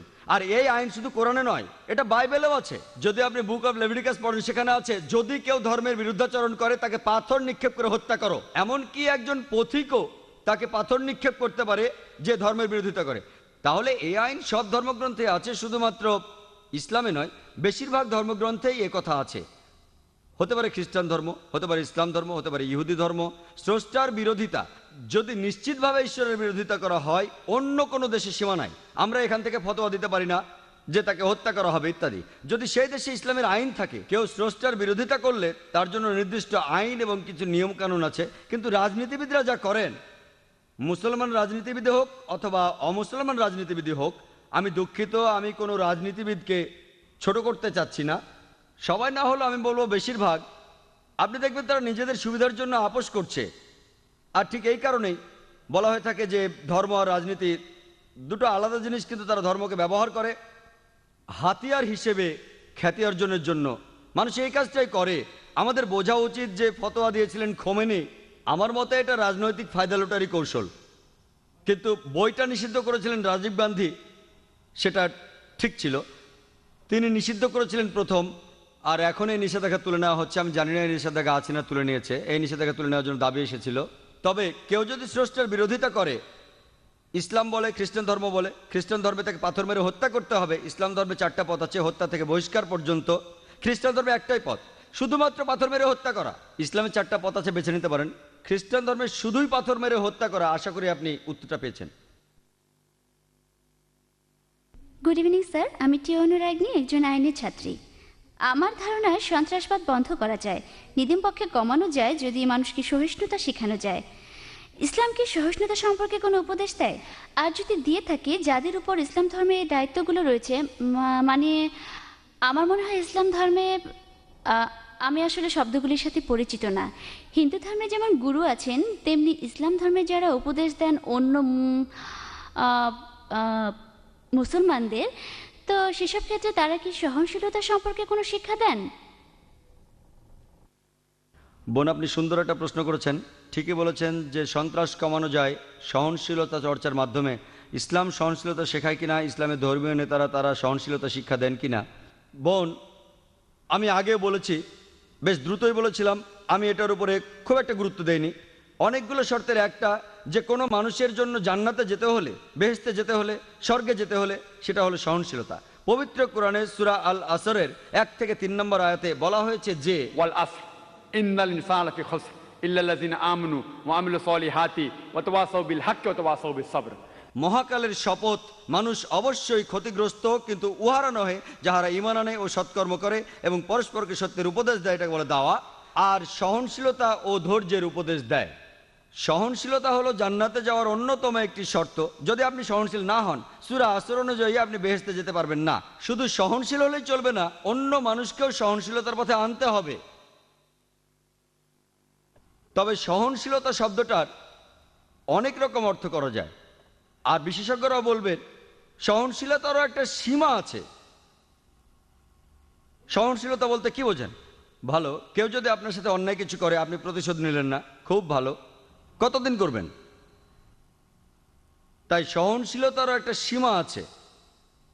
আর ইসলাম ধর্মে জালিম সেই লোক যার কাজ হলো জুলুম করা। অর্থাৎ আপনি বলতে পারেন যে ক্ষতি করে সবার। জালিম রয়েছে দুই প্রকার, এক প্রকার সে ক্ষতি করে অন্য মানুষের, আরেক প্রকার সে ক্ষতি করে নিজের। দুই প্রকার জালিম রয়েছে, দুইজনকে বলা হয় জালিম। একজন জুলুম করে অন্যের উপর, আরেকজন করে জুলুম নিজের উপর। আমাদের প্রিয় নবী সাল্লাল্লাহু আলাইহি সাল্লাম বলেছেন, এর উল্লেখ আছে সহিহ মুসলিম হাদিসে, যদি তোমার চোখের সামনে অন্যায় কিছু ঘটে, যদি তুমি পারো সেটা বন্ধ করো তোমার হাত দিয়ে। যদি হাত দিয়ে বন্ধ করতে না পারো, বন্ধ করো তোমার মুখ দিয়ে, তোমার জিহ্বা দিয়ে। যদি জিহ্বা দিয়ে বন্ধ করতে না পারো, অন্ততপক্ষে মনে মনে নিন্দা করো যে কাজটা অন্যায়। আর তুমি যদি এটা করো, তুমি একেবারে নিচের স্তরের বিশ্বাসী, নিচের স্তরে। তাই আমাদের কি করতে হবে? সহনশীল হতে হবে, অন্যকে হতে বলতে হবে। যেমন আল্লাহ বলেছেন পবিত্র কোরআনে সূরা বাকারার 153 নম্বর আয়াতে, ইন্নাল্লাহা মা'আস সাবিরিন, নিশ্চয়ই আল্লাহ সবরকারীদের সাথে আছেন। যখন তুমি সবর করো, খেয়াল রাখবে যেন সীমা অতিক্রম না করে। এরও একটা সীমা আছে, সহনশীলতার একটা সীমা আছে। কোনো কিছু সীমা ছাড়ানোর আগে যদি আপনি দেখেন একজন মহিলাকে ধর্ষণ করা হচ্ছে, আপনি ওই মহিলাকে বলতে পারেন না সহ্য করেন, সমস্যা নেই। যদি আল্লাহ আমাকে শক্তি দিয়ে থাকেন, আমি যদি দেখি একজন মহিলা ধর্ষিত হচ্ছেন, আমি সেটা বন্ধ করার চেষ্টা করবো হাত দিয়ে। যদি না পারি তাহলে বলবো, আরে ভাই সাহেব ধর্ষণ করবেন না। মুম্বাইয়ের একটা খবর, একটা বাচ্চা মেয়ে, 13 বছরের একটা বাচ্চা মেয়ে, তাকে ধর্ষণ করেছে এক লোক। সেখানে 5 জন যাত্রী ছিল, তাদের মধ্যে একজন আপত্তি তুললো, সবাই বাধা দিয়েছিল। আরে 5 জন লোক একটা মাতালকে আটকে দিতে পারতো, 5 মাতাল, কিন্তু তারা কিছুই করেনি। মানবতার হয়েছেটা কি? মানুষ আজ কোথায় গিয়ে দাঁড়িয়েছে? 5 জন জোয়ান লোক সামলাতে পারে না একজন মাতালকে, যে মেয়েটাকে ধর্ষণ করছে। এটা কি সহনশীলতা? আমি বলবো কাপুরুষতা। সেজন্য আমি বলছি, যদি এই 5 জন লোক সন্ত্রাসী হতো, সন্ত্রাসী মানে যারা অসামাজিকদের মনে ভয় জাগায়, ওই মাতালটা এই কাজ করার সাহস পেত না। তাহলে বোন, আমরা উৎসাহ যোগাবো, চেষ্টা করব যাতে মানুষ আরো সহনশীল হয়, একই সাথে তারা যেন কাপুরুষ না হয়। খেয়াল রাখতে হবে অসামাজিক যা কিছু আছে সেগুলো যেন কমে যায়, আর সবাইকে একসাথে চেষ্টা করতে হবে, দেখতে হবে ওই লোকগুলো, ওই অসামাজিক লোকগুলো যেন অন্যায় থেকে বিরত থাকে। আশা করি উত্তর পেয়েছেন। অন্য ধর্ম বা ধর্মীয় দেবতাদের অপমান বা ছোট করার ব্যাপারে আমি এই প্রশ্নটা যে কারণে করেছি, যে যখন একজন ইন্ডিয়ান চিত্রশিল্পী, যিনি একজন মুসলমান, তিনি এঁকেছেন হিন্দু দেবী সরস্বতীকে নগ্ন অবস্থায়, যেখানে সবাই প্রশংসা করেছিল যে এটা মত প্রকাশের স্বাধীনতা। আর প্রত্যেক ইন্ডিয়ান এবং সমর্থকই, যখন সালমান রুশদি একটা বই লিখেছিল ইসলাম সম্পর্কে, যখন বইটা রাজীব গান্ধী নিষিদ্ধ করলেন, প্রায় প্রত্যেক ইন্ডিয়ানই সেটা সমর্থন করেছিল।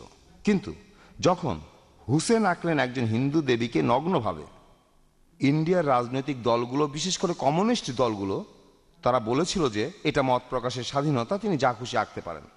এখন ইসলাম এ সম্পর্কে কি বলে? অন্য ধর্মের দেবতাদের অপমান করা সম্পর্কে? ভাই, আপনি যে মুসলমান শিল্পীর কথা বলেছেন, তিনি FM হোসেন, নাম বলেননি, হয়তো জানেন না বা জেনেও বলতে চাননি। FM হোসেন বোম্বেতে থাকেন, আমিও শহর থেকে এসেছি। তিনি কিছু ছবি এঁকেছেন সরস্বতী দেবীর নগ্নভাবে, আর অনেক সাংবাদিকই তাকে সমর্থন করেছেন যে এটা মত প্রকাশের স্বাধীনতা। আপনি আমার মতামত জানতে চান? প্রথম কথা, কোনো মহিলা দেবী হোক বা না হোক, তার নগ্ন ছবি আঁকা ইসলামে সম্পূর্ণ হারাম। হোক সে মুসলিম বা অমুসলিম, এটা একেবারে অনৈতিক, অমানবিক। কেন আপনি আপনার মেয়েকে বিক্রি করবেন? কেন আপনি পিছিয়ে যাবেন? দেখেন পশ্চিমা কালচারে কি হচ্ছে। তারা বিক্রি করছে আমাদের বোনদের, বিক্রি করছে মায়েদের। একটা বিখ্যাত অ্যাডের নাম শুনেছিলাম, বিএমডাব্লিউ গাড়ির নাম শুনেছেন? এটা অনেকটা মার্সিডিজের মতো, ধনী লোকদের জন্য মার্সিডিজ খুব দামি একটা গাড়ি। সেই বিজ্ঞাপনে আমি দুঃখের সাথে বলছি, আমি শুনেছিলাম যে এক মহিলা বিকিনি পরে দাঁড়িয়ে আছে, গাড়ির সামনে উপরে লেখা আছে তাকে পরীক্ষামূলকভাবে চালানো শুরু করো এখনই। কাকে? গাড়ি না মেয়েটাকে? গাড়ির সামনে ওই মেয়েটার কি প্রয়োজন ছিল? তাহলে এই সব কিছুই মত প্রকাশের স্বাধীনতার নামে মেয়েদের অপমান করা। FM হোসেন যা করেছেন সেটা সম্পূর্ণ ভুল। মূল প্রশ্নতে আসি, আপনি কি সমালোচনা করতে পারেন অন্যান্য ধর্মের দেবতাদের? পবিত্র কোরআনে সূরা আনামের 108 নম্বর আয়াতে উল্লেখ আছে যে তাদের নিন্দা করো না, তাদের ছোট করো না যারা অন্য কারো উপাসনা করে আল্লাহকে বাদ দিয়ে, বরং তারাই না জেনে নিন্দা করে আল্লাহ সুবহানাহু ওয়া তাআলার। কোরআন বলছে নিন্দা করো না ওই দেবতাদের যারা তাদের উপাসনা করে আল্লাহকে ছাড়া, বরং তারাই না জেনে নিন্দা করে আল্লাহ সুবহানাহু ওয়া তাআলার। তাই ইসলাম ধর্মে এটা নিষিদ্ধ আরো নিন্দা করা কোন ধর্মের দেবতাকে, যদিও আপনি তাকে মানেন না, এটা নিষিদ্ধ।